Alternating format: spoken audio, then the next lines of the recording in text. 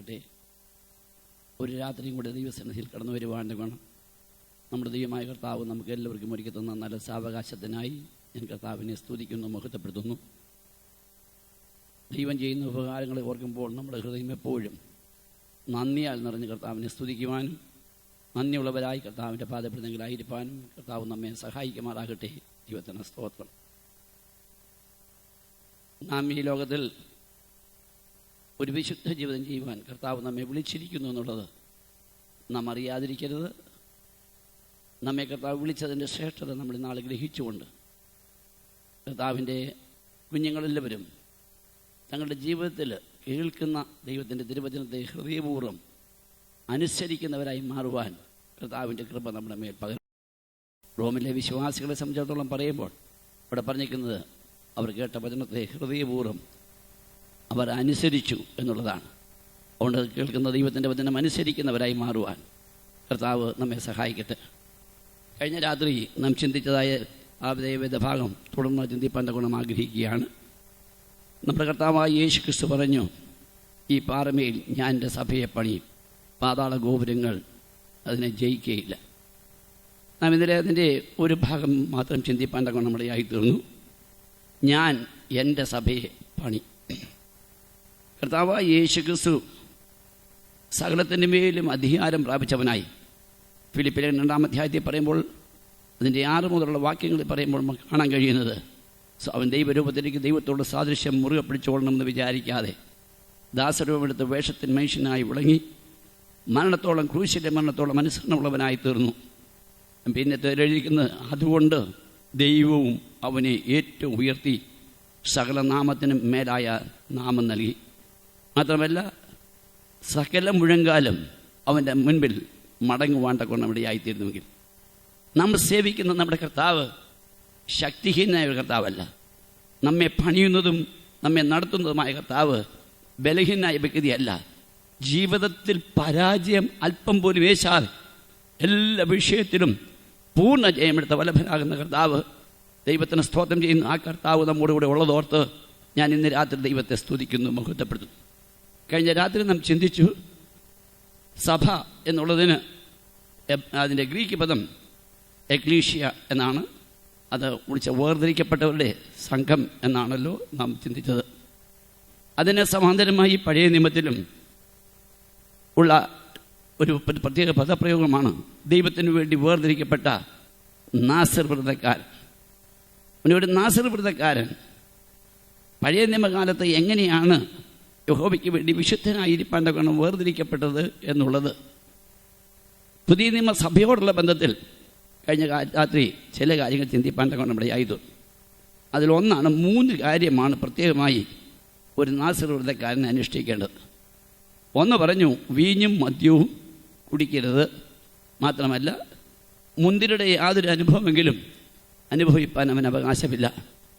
അത് പുതിയ നിയമത്തോടുള്ള ബന്ധത്തിൽ നമ്മൾ പഠിക്കുമ്പോൾ നമ്മുടെ സുബോധം നഷ്ടപ്പെടുന്ന ഒരു കാര്യത്തിലും പിഴവിടുവാൻ അവകാശമില്ല എന്ന് കഴിഞ്ഞ രാത്രി നാം ചിന്തിച്ചു. അതിന് ചില ഉദാഹരണങ്ങൾ നമ്മൾ പഠിക്കുവാനിടയായിട്ടുണ്ട്. ദൈവമക്കളാകുന്ന നമ്മുടെ സുബോധം ഒരിക്കലും നഷ്ടപ്പെടരുത്. അതിന് സുബോധം നഷ്ടപ്പെട്ട ഒരുവൻ,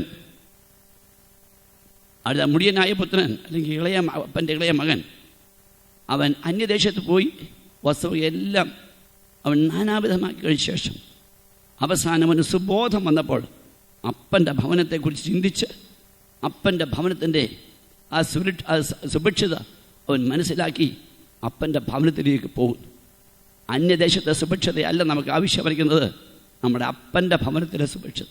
അതുകൊണ്ടാണ് എഫേസ്യർ 1-ാം അധ്യായത്തിൽ 4-ാം വാക്യം വായിക്കാൻ പറയുന്നത്, സ്വർഗത്തിലെ സകല ആത്മീയ അനുഗ്രഹങ്ങളാലും നാം അനുഗ്രഹിക്കപ്പെട്ടവരായിരിക്കാൻ കർത്താവ് നമ്മെ വിളിച്ചിരിക്കും. യഥാർത്ഥമായ കാഴ്ചപ്പാട് പ്രാപിച്ച ഒരു വ്യക്തിക്ക് ഭൂമിയിലെ അനുഗ്രഹമല്ല കാര്യമായിരിക്കുന്നത്, സ്വർഗത്തിലെ അനുഗ്രഹമാണ്. എന്തെന്നാൽ ഭൂമിയിലെ അനുഗ്രഹങ്ങളെല്ലാം ഫെയ്ഡ് ചെയ്ത് മാറിപ്പോകുന്നതാണ്. ഇന്ന് കാണുന്നതും നാളെ വാടിപ്പോകുന്നതുമായ പുല്ലിന് സമമായിട്ടാണ് ഭൂമിയിലെ സകല അനുഗ്രഹങ്ങളും നിലകൊള്ളുന്നെന്നുള്ളത് അറിഞ്ഞാൽ നിശ്ചയം രാഷ്ട്രങ്ങളെ നമ്മൾ നോക്കിയാൽ സകല രാഷ്ട്രങ്ങളും ഇതിൻ്റെ പ്രതാപ മഹിമയിൽ വന്ന ശേഷം വീണ്ടും അത് താണ് അധോഗതിയിലേക്ക് പോകുന്നതായി കാണുവാൻ കഴിയുന്നുണ്ട്. അങ്ങനെ ഭൂമിയിലുള്ള സകല അനുഗ്രഹങ്ങളും അത് മാറിപ്പോകുന്നതാണ്. മാറ്റമില്ലാത്ത, ആർക്കും മാറ്റുവാൻ കഴിയാത്തതായ ഒരു വലിയ അനുഗ്രഹമാണ് സ്വർഗീയ അനുഗ്രഹം എന്നുള്ളത് ഓർത്ത്, അതിനുവേണ്ടി വാഞ്ചിക്കുന്ന ദൈവമക്കളെ ഓർത്ത് ഞാൻ ദൈവത്തെ സ്തുതിക്കുന്നു. ദൈവത്തിൻ്റെ നമ്മൾ കർത്താവിനെ തേടി വരുന്നത് ഏതെങ്കിലും ഭൗമ്യമാകുന്ന അനുഗ്രഹം പ്രാപിപ്പാനല്ല, നമ്മുടെ ആത്മീയമാകുന്ന വലിയ ഉദ്ധാരണം പ്രാപിപ്പാൻ വേണ്ടിയാകുന്നു എന്നുള്ളത് നാം അറിയാതിരിക്കരുത്. ആ ഒരു വാഞ്ചയിലേക്ക് നമ്മൾ എത്തിച്ചേരുവാൻ കർത്താവ് നമ്മെ സഹായിക്കട്ടെ. ആരംഭമായി നാം ആകർഷിക്കപ്പെടുന്നത് ഭൗമ്യമാകുന്ന നമ്മുടെ ചില പ്രശ്നങ്ങളുടെ പരിഹാരമായിട്ടും ഭൗമ്യമാകുന്ന ചില അനുഗ്രഹങ്ങളുടെ അവകാശമായിട്ടും ചിലപ്പോൾ നാം ആകർഷിക്കപ്പെട്ടെന്ന് വന്നേക്കാം. എന്നാൽ ദൈവഭാഗത്ത് വന്നു കഴിഞ്ഞാൽ ആ ശ്രദ്ധ മാറി സ്വർഗീയമാകുന്ന യഥാർത്ഥമായ കാഴ്ചപ്പാട് പ്രാപിക്കണമെന്നുള്ള വിഷയം നമ്മൾ കഴിഞ്ഞ രാത്രി ചിന്തിച്ചു. ദൈവത്തിന് സ്തോത്രം ചെയ്യും. ഇനിയും സുബോധം നഷ്ടപ്പെടാവുന്ന ഒരു വിഷയമാണ് മലാക്കി പ്രവചനം അതിലെ 2-ാം അധ്യായത്തിൻ്റെ 14-ാം വാക്യം വായിക്കുമ്പോൾ പറയുന്നത്, തൻ്റെ യൗവനത്തിലെ ഭാര്യയോട് അവിശ്വസ്തത കാണിക്കുന്നത്. സുബോധം അല്പമെങ്കിലും ശേഷിച്ചിരിക്കുന്ന ഒരു വ്യക്തി തൻ്റെ യൗവനത്തിലെ ഭാര്യയോട് അവിശ്വസ്തത കാണിക്കത്തില്ല. ഇന്ന് രാത്രി ദൈവത്തിൻ്റെ വചനം ഞാൻ സംസാരിക്കുമ്പോൾ ദൈവമക്കളെ വളരെ ശ്രദ്ധിച്ച് നമ്മെ തന്നെ ഒന്ന് ശോധന ചെയ്യാം. ഇവിടെ ഇരിക്കുന്ന എത്ര പേർക്ക് ധൈര്യമായിട്ട് പറയാൻ കഴിയും, എൻ്റെ യൗവനത്തിലെ ഭാര്യയോട് അല്ലെങ്കിൽ എൻ്റെ ഭാര്യയോട് ഞാൻ അവിശ്വസ്തത കാണിച്ചിട്ടില്ല? അങ്ങനെ ആരെങ്കിലും അവിശ്വസ്തത കാണിച്ചെങ്കിൽ നിന്റെ സുബോധം നഷ്ടപ്പെട്ടതിൻ്റെ ലക്ഷണമാണ്. മടങ്ങി വരുവാൻ ദൈവത്തിൻ്റെ പരിശുദ്ധാത്മാവ് നമ്മെ പ്രബോധിപ്പിക്കുന്നു. ദൈവത്തിന് സ്തോത്രം ചെയ്യും. ദൈവജനം ഹല്ലേലൂയ സ്തോത്രം പറയാൻ മാത്രം ഇറങ്ങിയവരല്ല. ഞാൻ സാധാരണഗതി ഓർപ്പിക്കാറുണ്ട്, ദൈവമക്കൾ ദൈവത്തെ ആരാധിപ്പാൻ വരുമ്പോൾ പഴയ നിയമത്തിൽ ലേവ്യ പുസ്തകത്തിൽ 5 യാഗങ്ങളെക്കുറിച്ച് പറഞ്ഞിട്ടുണ്ട്. അതിലൊന്ന് ഹോമയാഗം, 2 ഭോജനയാഗം, 3 സമാധാനയാഗം, 4 പാപയാഗം, 5 ആകൃത്യാഗം. എന്നാൽ ഒരുവൻ ഹോമയാഗം അർപ്പിക്കുന്നതിന് മുൻപായി ആദ്യം അർപ്പിക്കേണ്ടത് പാപയാഗമാണ്. വിശുദ്ധീകരണം പ്രാപിച്ച ശേഷമാണ് ഹോമയാഗം അർപ്പിക്കേണ്ടത്. ദൈവത്തെ സ്തുതിക്കുന്നവരും ദൈവത്തെ മഹത്വപ്പെടുത്തുന്നവരും ശുദ്ധീകരണം പ്രാപിച്ച ശേഷം മാത്രമേ അവൻ ദൈവത്തെ മഹത്വപ്പെടുത്തുവാൻ അവകാശമുള്ളൂ. ദൈവത്തിന് സ്തോത്രം ചെയ്യുന്നു. ആകയാൽ യഥാർത്ഥമായി പാപങ്ങളെ ഏറ്റുപറഞ്ഞ് ശുദ്ധീകരണം പ്രാപിച്ച് ദൈവസന്നിധിയിൽ കർത്താവിനെ ആരാധിക്കുന്നവരായി തീരുന്നെങ്കിൽ അപ്രകാരമുള്ള ദൈവമക്കളുടെ മധ്യത്തിൽ വലിയ ക്രിയ നടക്കുവാൻ ഇടയായിത്തീരും. ദൈവത്തിന് സ്തോത്രം ചെയ്യും. ഞാൻ ആ വിഷയം അങ്ങനെ വിശദീകരിക്കുന്നില്ല. അതുകൊണ്ട് യൗവന സുബോധമുണ്ടെങ്കിൽ നമ്മൾ ഒരിക്കലും നമ്മുടെ ഭാര്യമാരോട് ഭാര്യമാർ ഭർത്താക്കന്മാരോടും അവിശ്വസ്തത കാണിക്കത്തില്ല. പരിപാവനത സൂക്ഷിക്കുന്നതാണ് സുബോധത്തിൻ്റെ മറ്റൊരു ലക്ഷണം. ദൈവത്തിന് സ്തോത്രം ചെയ്യും. ഇന്ന് രാത്രി കേൾക്കുന്ന പ്രിയമുള്ളവർ, അതുകൊണ്ട് ഒരു പരിപാവനതയ്ക്കായി തങ്ങളെ തന്നെ സമർപ്പിക്കണമെന്ന് ഓർപ്പിച്ച വിഷയം വിടുന്നു. ദൈവത്തിന് സ്തോത്രം ചെയ്യും. മറ്റു പല കാര്യങ്ങൾ സുബോധത്തോളം ബന്ധി പറയാനുണ്ടെങ്കിലും സമയം ചുരുക്കത്തെ ഞാൻ ഭാഗത്തേക്ക് ഇറങ്ങുന്നില്ല. ഇനി 2ാമത് നമുക്ക് കാണാൻ കഴിയുന്നത് സംഖ്യാപുസ്തകം. കഴിഞ്ഞ രാത്രി നമ്മൾ വായിച്ചതിൻ്റെ തുടർന്ന് വായിക്കാൻ പോവുകയാണ്. സംഖ്യാപുസ്തകം 6-ാം അധ്യായത്തിൻ്റെ 5-ാം വാക്യം ഒന്ന് വായിക്കാം. നാസിർ വ്രതകാലത്തൊക്കെയും ക്ഷൗരക്കത്തി അവന്റെ തലയിൽ തൊടരുത്. നാസിർ വ്രതകാലത്തൊക്കെയും ക്ഷൗരക്കത്തി അവൻ്റെ തലയിൽ തൊടരുത്. ഇത് നമ്മൾ ചിലപ്പം വിചാരിക്കുക എന്താ ഈ കാര്യം ഞാൻ അർത്ഥം എന്ന് പറഞ്ഞാൽ, ദൈവത്തിന് വേണ്ടി വേർതിരിക്കേണ്ടവൻ, ഒന്നാമത് അവൻ ദൈവത്തിന് വേണ്ടി വേർതിരിക്കപ്പെട്ടവനെന്ന് മറ്റുള്ളവരുടെ കാഴ്ചയിൽ തന്നെ അത് മനസ്സിലാക്കേണ്ടത് ഏറ്റവും ആവശ്യമാണ്. 2ാമതായി അവിടെ പറഞ്ഞിരിക്കുന്നത് സ്തോത്രം 1 കൊരിന്തി അതിൻ്റെ 11-ാം അധ്യായത്തിൻ്റെ 14-ാം വാക്യം ഒന്ന് വായിക്കാം. കൊരിന്ത്യർക്ക് എഴുതിയ 1-ാം ലേഖനം 11-ാം അധ്യായത്തിൻ്റെ 14-ാം 1 Corinthians 11 chapter verse 14. പുരുഷൻ മുടി നീട്ടിയാൽ അത് അവന് അപമാനമെന്നും, പുരുഷൻ മുടി നീട്ടിയാൽ അത് അവനും അപമാനമെന്നും, സ്ത്രീ മുടി നീട്ടിയാലോ അത് മൂടുപടത്തിന് പകരം നൽകിയിരിക്കുന്നത് കൊണ്ട് അവൾക്ക് മാനമാകുന്നുവെന്നും പ്രകൃതി തന്നെ നിങ്ങളെ പഠിപ്പിക്കുന്നില്ലയോ? പ്രകൃതിയുടെ നിയമം തന്നെ നമ്മളെ പഠിപ്പിക്കുന്നത് പുരുഷൻ മുടി നീട്ടാൻ അവൻ അവകാശമില്ല, നീട്ടിയാൽ അത് അവൻ അപമാനമാണ്. അങ്ങനെയാണെങ്കിൽ 2ാമതായിട്ടും പറഞ്ഞു, സ്ത്രീ മുടി കത്തിരിക്കുന്നതും അവൾക്കത് അപമാനമാണ്. അപ്പം ഈ കാലത്ത് മുടി കത്തിരിക്കുന്ന സ്ത്രീകളെയും മുടി വളർത്തുന്ന പുരുഷന്മാരെയും കണ്ടാൽ നമ്മൾ ഓർത്തോണം, ഇതെന്താ അവർ ലജ്ജയായതിൽ മാനം തോന്നുന്നെന്ന് പറഞ്ഞിരിക്കുന്ന അപമാനകരമായ വിഷയങ്ങളിലേക്ക് ഇറങ്ങിപ്പോകുന്ന ഒരു അവസ്ഥയാണെന്ന് ഓർത്തിട്ട് വിശ്വാസികളായവരെങ്കിലും മറ്റുള്ളവർക്ക് മാതൃക കാണിക്കേണ്ടതിന്, ഞങ്ങളുടെ സഹോദരിമാരെ, നിങ്ങൾ ലോകം കാണിക്കുന്ന ഫാഷൻ അനുസരിച്ച് നിങ്ങൾ മുടി കത്തിരിച്ച് കളയരുത്. സഹോദരന്മാരെ, ലോകം കാണിക്കുന്ന ഹിപ്പിസം നമുക്ക് വേണ്ട. മുടി നീട്ടുവാൻ നിനക്ക് അവകാശമില്ല. എന്നാൽ ഇവിടെ മുടി കത്തിരിക്കരുതെന്ന് പറഞ്ഞിരിക്കുന്നതിൻ്റെ പ്രധാന കാര്യം, യഹോവയ്ക്ക് വേണ്ടി വേർതിരിക്കപ്പെട്ട ഒരുവൻ കർത്താവിൻ്റെ നാമത്തിനു വേണ്ടി ഏത് നിന്ദയും അപമാനവും സഹിപ്പാൻ ഒരുക്കമുള്ളവനായിരിക്കണം എന്ന് കാണിക്കുന്നതിൻ്റെ വിഷയമാണ് ഇവിടെ രേഖപ്പെടുത്തിയിരിക്കുന്നത്. ദൈവത്തിന് സ്തോത്രം ചെയ്യും. അങ്ങനെയാണെങ്കിൽ ദൈവനാമത്തിന് വേണ്ടി നാം വേർതിരിക്കപ്പെട്ടെങ്കിൽ നാം കർത്താവിൻ്റെ നാമനിമിത്തം അപമാനം സഹിക്കുവാൻ നമുക്കറിയാം. ദൈവത്തിൻ്റെ ദാസന്മാരായ അപ്പോസ്തലന്മാർ സന്നിധി സംഘത്തിൻ്റെ മുൻപിൽ വിളിക്കപ്പെട്ട് അവർ അടികളേറ്റ് സന്നിധി സംഘത്തിൽ നിന്ന് മടങ്ങിപ്പോകുമ്പോൾ അവിടെ പറഞ്ഞിരിക്കുന്നത് തിരുനാമനിമിത്തം അപമാനം സഹിപ്പാൻ ഇടയായി തന്നതിൽ സന്തോഷിച്ചു കൊണ്ടുപോയി. കർത്താവിൻ്റെ നാമനിമിത്തം നമ്മുടെ പൂർവ്വ അപ്പോസ്തലന്മാർ നിന്നയും ആക്ഷേപവും പരിഹാസവും സഹിച്ചുകൊണ്ട് ഈ ഭൂമിയിൽ യേശുവിൻ്റെ പാതകളെ പിൻപറ്റുവാൻ തക്കൊണ്ട് ഇടയായി തീർന്നെങ്കിൽ നിശ്ചയമായിട്ടും ദൈവമക്കൾ ഓർത്തോളണം, നമ്മൾ ഈ ലോകത്തിൽ ആ അപ്പോസ്തോലിക പാതകളെ പിൻപറ്റുവാൻ ഇറങ്ങിയവരെങ്കിൽ യേശുവിൻ്റെ നാമനിമിത്തം ഏത് നിന്നയും ഏത് ആക്ഷേപവും ഏത് പരിഹാസവും സഹിപ്പാൻ നാം ഒരുക്കമുള്ളവരായിരിക്കണം. ദൈവത്തിന് സ്തോത്രം ചെയ്യുന്നു. അത് ഞാൻ പിന്നാലെ പറഞ്ഞുകൊള്ളാം. ദൈവത്തിന് സ്തോത്രം. അതുകൊണ്ട് മുടി നീട്ടിയാൽ അത് അവർ അപമാനമെന്ന് കണ്ടിട്ട് അത് മുടി കത്തിരിച്ച് കളവാൻ പറഞ്ഞിരിക്കുകയാണ്. എന്നാൽ കർത്താവിന് വേണ്ടി വേർതിരിക്കപ്പെട്ടവൻ ദൈവത്തിൻ്റെ പ്രമാണത്തിൽ വരുമ്പോൾ ഇത് നാസറൈറ്റ് അല്ലെങ്കിൽ യഹോവയ്ക്ക് വേണ്ടി വേർതിരിക്കപ്പെട്ടവൻ ഉള്ളവനായ അവൻ്റെ പ്രമാണമാണ് പറഞ്ഞിരിക്കുന്നതെങ്കിൽ, പുതിയ നിയമത്തിൽ കർത്താവിന് വേണ്ടി വേർതിരിക്കപ്പെട്ടവൻ കർത്താവിൻ്റെ നാമനിമിത്തം നിന്ന സഹിച്ചുകൊണ്ട്, നമുക്കറിയാമല്ലോ ക്രിസ്തുവിൻ്റെ നിന്ന വലിയ ധനമെന്ന് എണ്ണിക്കൊണ്ടാണ് പഴയ നിയമത്തിലെ മോശ പോലും ഇറങ്ങിത്തിരിപ്പാൻ ഇടയായി തീർന്നതെങ്കിൽ, അതിനേക്കാൾ ഉന്നത വിളിയാൽ വിളിക്കപ്പെട്ടവരായ പുതിയ നിയമ വിശ്വാസികളെ കർത്താവിൻ്റെ നാമനിമിത്തം നമ്മൾ എത്രമാത്രം നിന്നയും ആക്ഷേപവും പരിഹാസവും സഹിക്കേണ്ടി വരും. അത് സഹിക്കുന്നതിൽ സന്തോഷിക്കുന്ന ദൈവമക്കളെ ഓർത്ത് ഞാൻ ദൈവത്തെ സ്തുതിക്കുന്നു. എത്ര പേർക്ക് മക്കൾക്ക് പറയാൻ കഴിയും, നിന്നയും ആക്ഷേപവും പരിഹാസവും സഹിപ്പാൻ കർത്താവ് ഞങ്ങളെ തിരഞ്ഞെടുത്തല്ലോ എന്ന് ഓർക്കുമ്പോൾ ഞങ്ങൾ സന്തോഷിക്കുന്നു. എനിക്കറിയാം, എൻ്റെ കൊച്ചു പ്രായത്തിൽ എനിക്കറിയാം, നമ്മുടെ കേരളക്കരയിലെ ഉണർവ് വ്യാപരിച്ചുകൊണ്ട് മുൻപോട്ട് വന്നുകൊണ്ടിരുന്ന കാലഘട്ടങ്ങളിൽ ഇറങ്ങിത്തിരിച്ച മാതാപിതാക്കന്മാർ, നമ്മുടെ പിതാക്കന്മാർ എത്രമാത്രം നിന്ന സഹിച്ച് ആക്ഷേപം സഹിച്ച് അവരുടെ സമൂഹങ്ങളിൽ അവർ അവർ അവർ ഒന്നുമില്ല എന്ന പോലെ എണ്ണപ്പെട്ടവരായി അവർ മുൻപോട്ട് പോയി. എന്തുകൊണ്ട്? യേശുവിൻ്റെ നാമനിമിത്തം. അതുകൊണ്ട് കർത്താവിൻ്റെ നാമനിമിത്തം മറ്റുള്ളവരെ പോലെ ആകാനല്ല നമ്മൾ ആഗ്രഹിക്കേണ്ടത്. കർത്താവിന് വേണ്ടി വേർതിരിക്കപ്പെട്ടവർ എന്നുള്ളത് എപ്പോഴും വെളിപ്പെട്ട് വരുവാൻ കർത്താവ് നമ്മെ സഹായിക്കുമാറാകട്ടെ. ദൈവത്തിന് സ്തോത്രം ചെയ്യും. മൂന്നാമത് നമുക്ക് അവിടെ കാണാൻ കഴിഞ്ഞ അടുത്ത 6-ാമത്തെ വാക്യം കൂടെ വായിച്ചാട്ട്. 6-ാം വാക്യം, സംഖ്യാപുസ്തകം 6-ാം അധ്യായത്തിന്റെ 6-ാം. അവൻ യഹോവയ്ക്ക് തന്നെത്താൻ സമർപ്പിച്ചിരിക്കുന്ന കാലത്തൊക്കെയും, യഹോവയ്ക്ക് തന്നെത്താൻ സമർപ്പിച്ചിരിക്കുന്ന കാലത്തൊക്കെയും ശവത്തിന്റെ അടുക്കൽ ചെല്ലരുത്, ശവത്തിന്റെ അടുക്കൽ പോകരുത്. പുരോഹിതന്മാരോടുള്ളതായ ബന്ധത്തിലും ഈ വീഞ്ഞു കുടിക്കുന്ന കാര്യവും ശവത്തിന്റെ അടുക്കൽ പോകുന്ന കാര്യവും പ്രത്യേകം എടുത്ത് പറഞ്ഞിട്ടുണ്ട്. ഇപ്പോൾ ഞാൻ ആ ഭാഗത്തേക്ക് ഇറങ്ങുന്നില്ല. ഒരു പുരോഹിതൻ, ദൈവത്തിന് വേണ്ടി വേർതിരിക്കപ്പെട്ട ഒരു പുരോഹിതൻ, ദൈവത്തിന് സ്തോത്രം, ഒരു വീഞ്ഞു കുടിക്കരുത്. മാത്രമല്ല അവൻ ശവത്തിൻ്റെ അടുക്കൽ പോകാൻ അവന് അവകാശവുമില്ല. അങ്ങനെ ശവത്തിൻ്റെ അടുക്കൽ പോകരുതെന്ന് പറഞ്ഞിരിക്കുന്നതിൻ്റെ പ്രധാനപ്പെട്ട കാരണം മരിച്ചവനുമായിട്ടുള്ള സംസർഗം ദൈവമക്കൾക്ക് പാടില്ല. ദൈവസഭയിലുള്ളവരെല്ലാവരും അവർ ആത്മീയന്മാരാണ്, അവർ ജീവനുള്ളവരാണ്. സാർദീസിലെ സഭയോട് പറയുമ്പോൾ പറഞ്ഞിരിക്കുന്നത്, നിനക്ക് ജീവനുള്ളവൻ എന്ന പേരുണ്ടെങ്കിലും നീ മരിപ്പാറായിരിക്കുകയാണ്. നാം ജീവനുള്ളവൻ എന്നുള്ള പേരുകൊണ്ട് പോരാ, പിന്നെയോ ജീവനുള്ളവരായി നിലകൊള്ളുവാൻ ഈ യുവയിൽ വന്നിരിക്കുന്ന, അല്ലെങ്കിൽ ഷാർജ ചുറ്റുപാടും പരിസരങ്ങളിലും ആയിരിക്കും ദൈവമക്കളോട് ഞാൻ പറയട്ടെ, എവിടെ പോയാലും ഒരു ജീവനുള്ളവനായി ജീവിപ്പാൻ, വെറുതെ ഒരു ചത്ത ഞാൻ മാർഗം പോലല്ല, നാം മരിക്കാതായിരിക്കുന്ന അവസ്ഥ പോലല്ല, നാം ജീവനുള്ളവരായിരിക്കാൻ തകണം. പ്രമാണത്തിന് വേണ്ടി നിൽക്കുന്ന വിഷയത്തിൽ ജീവനുള്ളവരായിരിക്കാൻ തകണം.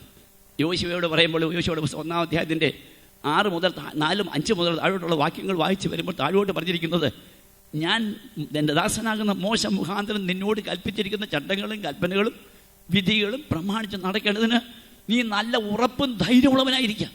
വിശ്വാസികളായ ദൈവങ്ങളെ പ്രതികാരം ചെയ്യുവാനുള്ള ഉറപ്പും ധൈര്യമല്ല പറഞ്ഞിരിക്കുന്നത്. ദൈവം നമ്മോട് കൽപ്പിച്ച കൽപ്പനകൾ അനുസരിക്കുന്നതിൽ അതിനുവേണ്ടി നല്ല ധൈര്യമുള്ളവരായിരുന്നു. അതുകൊണ്ടാണല്ലോ സ്തോത്രം ഒരു നിലനിർത്തി പുരുഷത്വം കാണിപ്പീൻ, വിശ്വാസത്തിൽ നിലനിൽപ്പീൻ. ഒന്നെ പുരുഷത്വം കാണിക്കുന്നവരായിരിക്കണം. വിശ്വാസത്തിന് വേണ്ടി പോരാടുന്ന വിഷയത്തിൽ ഒരു പുരുഷത്വം ദൈവമക്കൾ കഴിക്കണം എന്നുള്ളതാണ് അവിടെ പറഞ്ഞിരിക്കുന്നത്. ദൈവത്തിന് സ്തോത്രം ചെയ്യും. 1 കൊരിന്ത്യർ 5:11 വാക്യം വായിക്കുമ്പോഴാണ് പറഞ്ഞിരിക്കുന്നത്, അവിടെ 9 മുതലുള്ള വാക്യങ്ങൾ വായിക്കുമ്പോൾ ദൈവമക്കൾ വളരെ ശ്രദ്ധിക്കണം. ഈ ദൈവമക്കൾ പാലിക്കേണ്ട വേർപാട് ഈ നാൾ ദൈവസഭയ്ക്കകത്ത് വളരെ ശക്തമായി പഠിപ്പിക്കേണ്ട ഒരു കാലഘട്ടത്തിൽ വന്നെത്തിരിക്കുകയാണ്. 9-ാം വാക്യത്തിൽ പറഞ്ഞിരിക്കുന്നത്, ദുർനടപ്പുകാരോട് സംസർഗമരുതെന്ന് ഞാൻ എന്റെ ലേഖനത്തിൽ നിങ്ങൾക്ക് എഴുതിയിട്ടുണ്ടല്ലോ. അടുത്തത്, അത് ഈ ലോകത്തിലെ ദുർനടപ്പുകാരോടോ, ഈ ലോകത്തിലെ ദുർനടപ്പുകാരോടോ, അത്യാഗ്രഹികളോടോ, പിടിച്ചുപറിക്കാരോടോ, വിഗ്രഹാരാധികളോടോ അരുതെന്നല്ലോ. വിഗ്രഹാരാധികളോട് അരുതെന്നല്ലോ. പിന്നെ അങ്ങനെയെങ്കിൽ നിങ്ങൾക്ക് ലോകം വിട്ടുപോകേണ്ടി വരും. എന്നാൽ സഹോദരൻ എന്ന് പേർപ്പെട്ട ഒരുവൻ ദുർനടപ്പുകാരനോ അത്യാഗ്രഹിയോ, മകളെ, ദുർനടപ്പുകാരെ ദൈവസഭയ്ക്കകത്ത് വെച്ചുകൊണ്ട് പോവാൻ അവകാശമില്ല. സഭകളിൽ ശിക്ഷണ നടപടി എന്ന് പറയുന്നത് വളരെ അത്യന്താപേക്ഷിതമായ വിഷയമായി വന്നിരിക്കുകയാണ്. അത് ആര് തെറ്റ് ചെയ്താലും അവനെ ശാസിക്കുവാനും അവനെ ശിക്ഷിക്കുവാനും വേണ്ടി ഗുണീകരണത്തിനും ദൈവദാസന്മാർ മുൻപോട്ട് കാൽച്ചുവട് വെക്കേണ്ട കാലഘട്ടത്തിൽ നിന്ന് എത്തിയിരിക്കുന്നത് അറിയാതിരിക്കുക ദൈവത്തിൻ്റെ സ്വന്തം. എവിടെ ആയാലും കൊള്ളാം, ഈ വിട്ടുവീഴ്ച മനോഭാവം വരുമ്പോഴാണ്. അതേസമയത്ത് കരുണ വേണ്ടെന്ന് ഞാൻ പറഞ്ഞില്ല, മനസ്സലിവ് വേണ്ടെന്ന് ഞാൻ പറയുന്നില്ല. കരുണയും മനസ്സലിവും എല്ലാം നമുക്ക് ഉള്ളപ്പോൾ തന്നെ ഒരു യഥാർത്ഥമായ കുടുംബത്തിൽ ഒരു പിതാവ് അല്ലെങ്കിൽ കുടുംബത്തിൻ്റെ നായകൻ ആ കുടുംബത്തെ എങ്ങനെ നന്നായി ഭരിച്ചുകൊണ്ട് പോകുന്നുവോ അതുപോലെ ശിക്ഷണത്തിൽ സഭ ഭരിക്കപ്പെടണമെന്നുള്ളത് ദൈവം ആഗ്രഹിക്കുന്നതിനാൽ സഭയ്ക്കകത്ത് വരുന്ന അശുദ്ധികളോട് പോരാടുവാൻ, അശുദ്ധികളെ മാറ്റിക്കളയുവാൻ ഈ നാളുകളിൽ ദൈവത്തിൻ്റെ ആത്മാവ് നമ്മെക്കുറിച്ച് ആഗ്രഹിക്കുന്നുള്ളത് തർക്കമറ്റ കാര്യമാണ്. ദൈവത്തിന് സ്തോത്രം ചെയ്യുന്നു. ദൈവസഭ കൈ കുത്തഴിഞ്ഞതല്ല. ദൈവസഭയ്ക്കൊരു പ്രമാണമുണ്ട്. ദൈവസഭയിൽ എപ്പോഴും ശിക്ഷണ നടപടികൾ ഉണ്ടായിരിക്കണം. ഞാൻ പലപ്പോഴും പറയാറുണ്ട്, നമ്മുടെ കുഞ്ഞുങ്ങളെ നമ്മൾ സ്കൂളുകളിൽ വിടുമ്പോൾ ഉത്തരവാദിത്തമുള്ള മാതാപിതാക്കന്മാർ തങ്ങളുടെ കുഞ്ഞുങ്ങളെ വിടുന്നത് ഒരു ശിക്ഷണ നടപടി നടത്തുന്നത് അല്ലെങ്കിൽ നല്ല ശിക്ഷണമുള്ള വിദ്യാലയങ്ങളിലാണ് നമ്മൾ പഠിപ്പിക്കാനായിട്ട് വിടുന്നത്. എന്താണെന്ന് ചോദിച്ചു കഴിഞ്ഞാൽ അവിടെ ശിക്ഷണത്തിൽ നമ്മുടെ കുഞ്ഞുങ്ങൾ വളർത്തപ്പെടണമെന്ന് സുബോധമുള്ള മാതാപിതാക്കന്മാരെല്ലാം ആഗ്രഹിക്കുമെങ്കിൽ ദൈവസഭയിൽ വന്നിരിക്കുന്നത് ഇഷ്ടം പോലെ നടക്കുവാനല്ല, ആരുടെയും തന്നിഷ്ടപ്രകാരം മുൻപോട്ട് പോകാനല്ല. പിന്നെയോ ദൈവമക്കൾ സുബോധമുള്ളവരായി ശിക്ഷണത്തിന് കീഴ്പ്പെട്ട് മുൻപോട്ട് പോകാൻ. ഞാൻ പലപ്പോഴും എൻ്റെ കൂട്ടുവേലക്കാരായ സഹോദരന്മാരോട് ഞാനിങ്ങനെ പറയാറുണ്ട്, സഹോദരന്മാരെ, നാം എല്ലാവരും ബന്ധിക്കപ്പെട്ടിരിക്കുന്നത് ഈ ഒരു പ്രമാണത്തിൽ കൂടെ. ഈ പ്രമാണമാണ് നമ്മെ വിളിച്ച് യോജിപ്പിച്ചിരിക്കുന്നത്. ഒരു കാര്യമുണ്ട്, എൻ്റെ പക്കൽ, ഞാൻ ആദ്യം എന്നെ തന്നെ ചൂണ്ടിക്കാണി, എൻ്റെ പക്കൽ നിങ്ങൾ എന്തെങ്കിലും അപ്രകാരമുള്ള വിഷയം ദൈവത്തിൻ്റെ പ്രമാണത്തിന് ചേരാത്തത് കണ്ടാൽ നിങ്ങൾ എന്നെ വിടരുത്.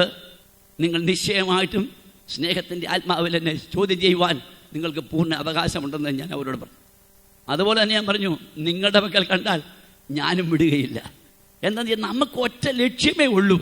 ഇവിടെ സംഘമുണ്ടാക്കുന്നതല്ല, ഇവിടെ സമൂഹത്തെ കെട്ടിപ്പടുക്കുന്നതല്ല, ദൈവത്തിന് വേണ്ടി ഒരു വിശുദ്ധ സഭ പണിയപ്പെടുക എന്നുള്ളതാണ് സഭയുടെ ഉദ്ദേശം.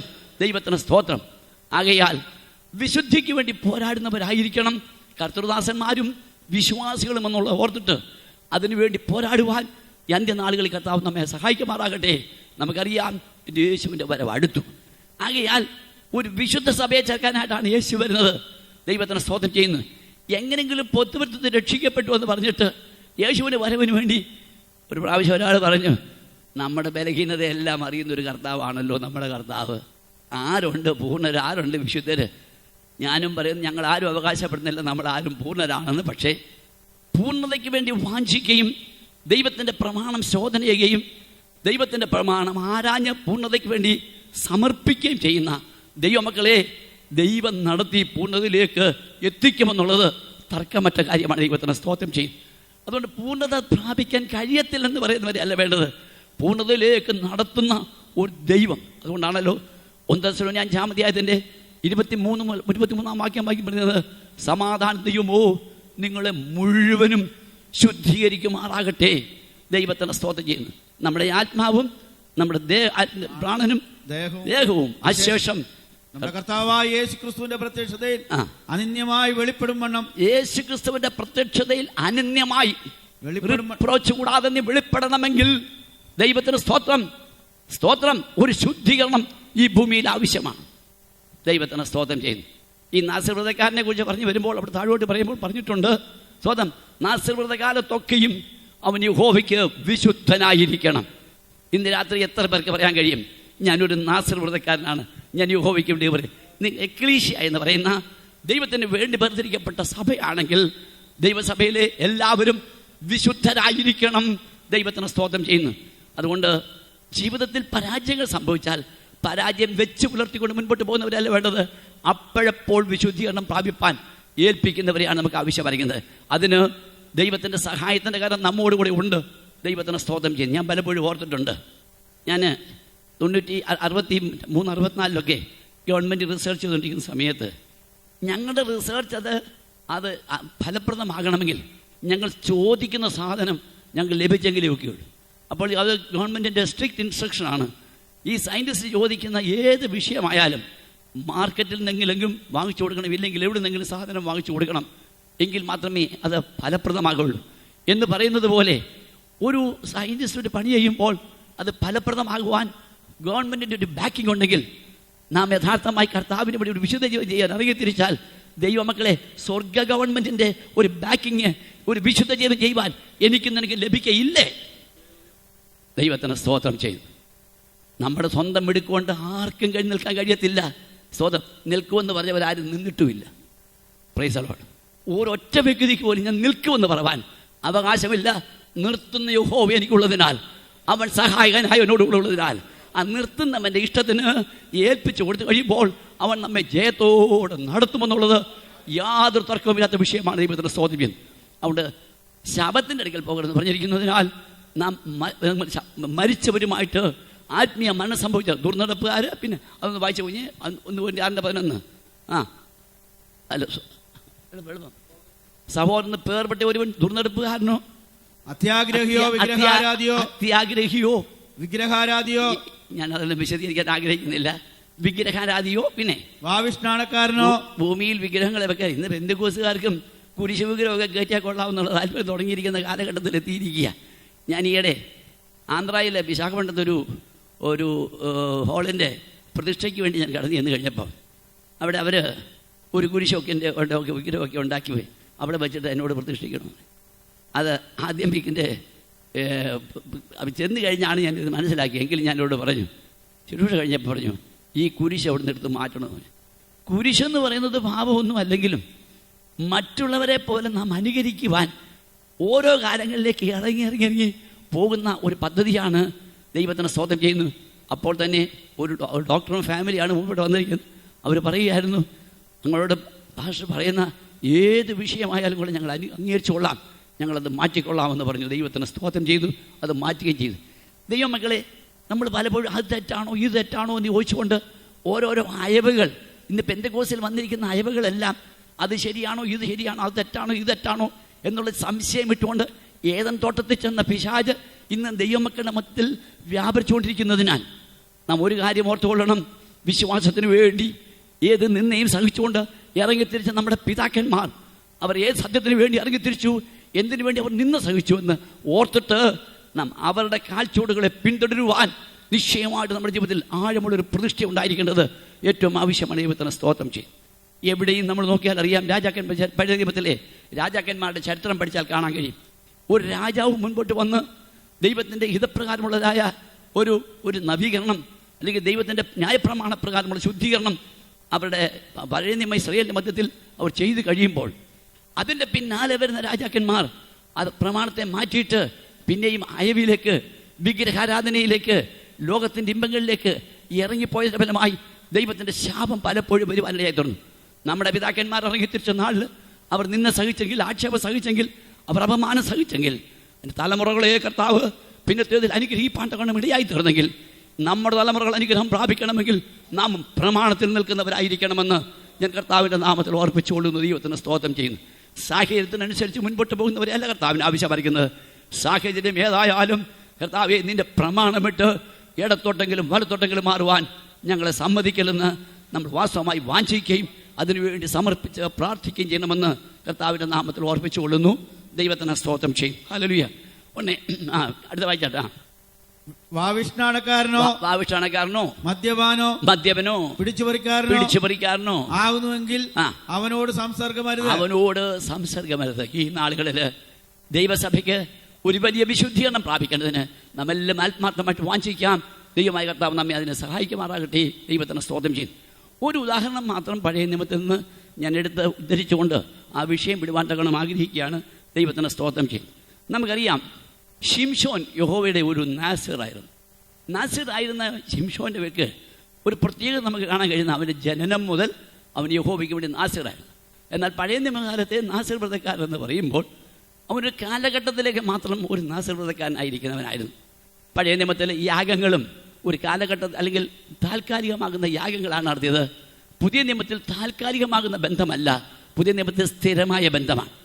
അങ്ങനെയാണെങ്കിൽ സ്ഥിരമായ ബന്ധമാണെങ്കിൽ കർത്താവ് ഒരൊറ്റ യാഗമേ പുതിയ നിയമത്തിലുള്ളൂ. പഴയ നിയമത്തിൽ ഓരോ പാപങ്ങൾക്കും അല്ലെങ്കിൽ അവർ കാലാകാലങ്ങളിൽ അവർ യാഗം അർപ്പിച്ച് ദൈവസന്നിധിയിൽ വിശുദ്ധീകരണം പ്രാപിക്കുന്ന വ്യവസ്ഥയായിരുന്നെങ്കിൽ പുതിയ നിയമകാലത്ത് ഒരിക്കലായി യാഗമർപ്പിക്കപ്പെട്ട കർത്താവായ യേശുക്രിസ്തുവിന്റെ കാൽവരി ക്രൂശമരണത്തിലുള്ള വിശ്വാസത്താൽ നാം വിശുദ്ധരായി തീർന്നിരിക്കുകയാണ്. അങ്ങനെ ഇരിക്കുന്ന സ്ഥാനത്ത് അതുപോലെ തന്നെ യഹോവയ്ക്ക് വേണ്ടി അവർ പഴയ നിയമകാലത്തെ പോലെ ഓരോരോ ചെറിയ ചെറിയ കാലഘട്ടങ്ങളിലേക്കുള്ള വ്രതമല്ല നമ്മൾ നോക്കേണ്ടത്. നമുക്ക് ലഭിച്ചിരിക്കുന്ന പ്രമാണം നമ്മുടെ ആരംഭം മുതൽ അവസാനം വരെയും യഹോവയ്ക്ക് നീ ഒരു വിശുദ്ധനായി വെളിപ്പെടുവാനുള്ള, അത് ഒരു വേർതിരിക്കപ്പെട്ടവനായി വെളിപ്പെടുവാനുള്ള അവസ്ഥയായിരിക്കണം. ദൈവത്തിന് സ്തോത്രം ചെയ്യും. അല്ലെങ്കിൽ അതിന് കർത്താവ് നമ്മെ വിലയ്ക്ക് മേടിച്ചിരിക്കുന്നു. നാസിർ വ്രതക്കാരനാകുന്ന ഈ ശിംശോന്റെ കാര്യം നമുക്കറിയാം. ഈ ശിംശോന്റെ മേൽ അവൻ ഏത് പ്രശ്നം വരുമ്പോൾ അവിടെ എഴുതിയിട്ടുണ്ട്, ശത്രുക്കൾ ഇതാ ഫെലിസ്തീർ ഇതാ വരുന്നു. ഫെലിസ്തീർ എന്ന് പറയുമ്പോൾ ശിംശോന്റെ കാലത്തെ ഏറ്റവും ഇസ്രായേൽ ജനത്തെ മുടിച്ചുകൊണ്ടിരുന്ന ഒരു ശത്രുവായിരുന്നു ഫെലിസ്തീർ. ആ ഫെലിസ്തീനെ കാണുമ്പോഴൊക്കെയും ഫെലിസ്തീർ അവനെ മുടിക്കാൻ വരുമ്പോഴൊക്കെയും അവിടെ എഴുതിയിരിക്കുന്നത് യഹോവയുടെ ആത്മാവ് അവൻ്റെ മേൽ വന്നു. യഹോവയുടെ ആത്മാവ് അവൻ്റെ മേൽ വന്നു. ദൈവത്തിൻ്റെ ആത്മാവ് വരുന്നിടത്ത് പിന്നീട് പരാജയമില്ല. ദൈവത്തിൻ്റെ ആത്മാവ് വരുന്നിടത്ത് ജയമാണ്. ദൈവത്തിന് സ്തോത്രം ചെയ്യുന്നത്. ഈ നാളുകളിൽ എനിക്ക് വളരെ വേദന തോന്നുന്നൊരു വിഷയം പറയാം. അനേക ഇടങ്ങളിൽ പ്രൈസ് ആൻഡ് വർഷിപ്പ് എന്ന് പറഞ്ഞുകൊണ്ട് ആരാധനയൊക്കെ ആരംഭത്തിൽ കുറച്ചൊക്കെ നടത്തുന്നു. എന്നാൽ ആരാധന നടത്തുന്നത് നമ്മൾ കേട്ടെ, എത്ര പേര് ഈ ആരാധനയിൽ വിടുതൽ പ്രാപിക്കുന്നുണ്ട്? പരിശുദ്ധാത്മാവിനെ പ്രാപിച്ചു കഴിഞ്ഞ ശേഷവും പിന്നെയും പറയുന്ന ബന്ധനം ശേഷിക്കുന്നെന്ന. ശിംശോന്റെ മേലോ ഒരു നാസിർ വ്രതക്കാരൻ്റെ മേലോ അല്ലെങ്കിൽ പഴയ നിയമത്തിൽ ഇനിയും പഴയ നിയമ ഭക്തന്മാരുടെ മേൽ, പഴയ നിയമത്തിലെ പ്രവാചകന്മാരുടെ മേലും രാജാക്കന്മാരുടെ മേലൊക്കെ യഹോവയുടെ ആത്മാവ് വന്നു കഴിയുമ്പോൾ, പ്രത്യേകിച്ച് ദൈവത്താൽ വേർതിരിക്കപ്പെട്ടതായ ചില വ്യക്തികളുടെ മേൽ ദൈവത്തിൻ്റെ ആത്മാവ് വന്നു കഴിഞ്ഞാൽ അവിടെ മുൻപിൽ നിൽക്കുന്ന ശത്രുക്കളെ പിന്നെ അവർക്ക് ഭയമില്ല. ശത്രുക്കളുടെ മേൽ വലിയ വിജയമെടുക്കുകയാണ്. അവൻ്റെ ബന്ധനങ്ങൾ കഴിയുന്ന മാത്രമല്ല ശത്രുവിനെ പരാജയപ്പെടുത്തുന്നതാണ്. അങ്ങനെയാണെങ്കിൽ ആരാധിക്കുന്ന ദൈവമക്കളോട് ഞാൻ ചോദിക്കുന്നു, നീ ആരാധിക്കുന്നതിനാൽ നിന്റെ ബന്ധനം അഴിഞ്ഞു മാറുന്നുണ്ടോ? ആരാധിക്കുന്നതിനാൽ നിനക്ക് സ്വാതന്ത്ര്യമുണ്ടോ? ആരാധിക്കുന്ന ദൈവത്തിൻ്റെ പൈതലിന് ഒന്നാമത് പിശാചിൻ്റെ മേൽ സ്വാതന്ത്ര്യം ഉണ്ടായിരിക്കണം. രണ്ടാമത് പാപത്തിന്മേൽ സ്വാതന്ത്ര്യം ഉണ്ടായിരിക്കണം.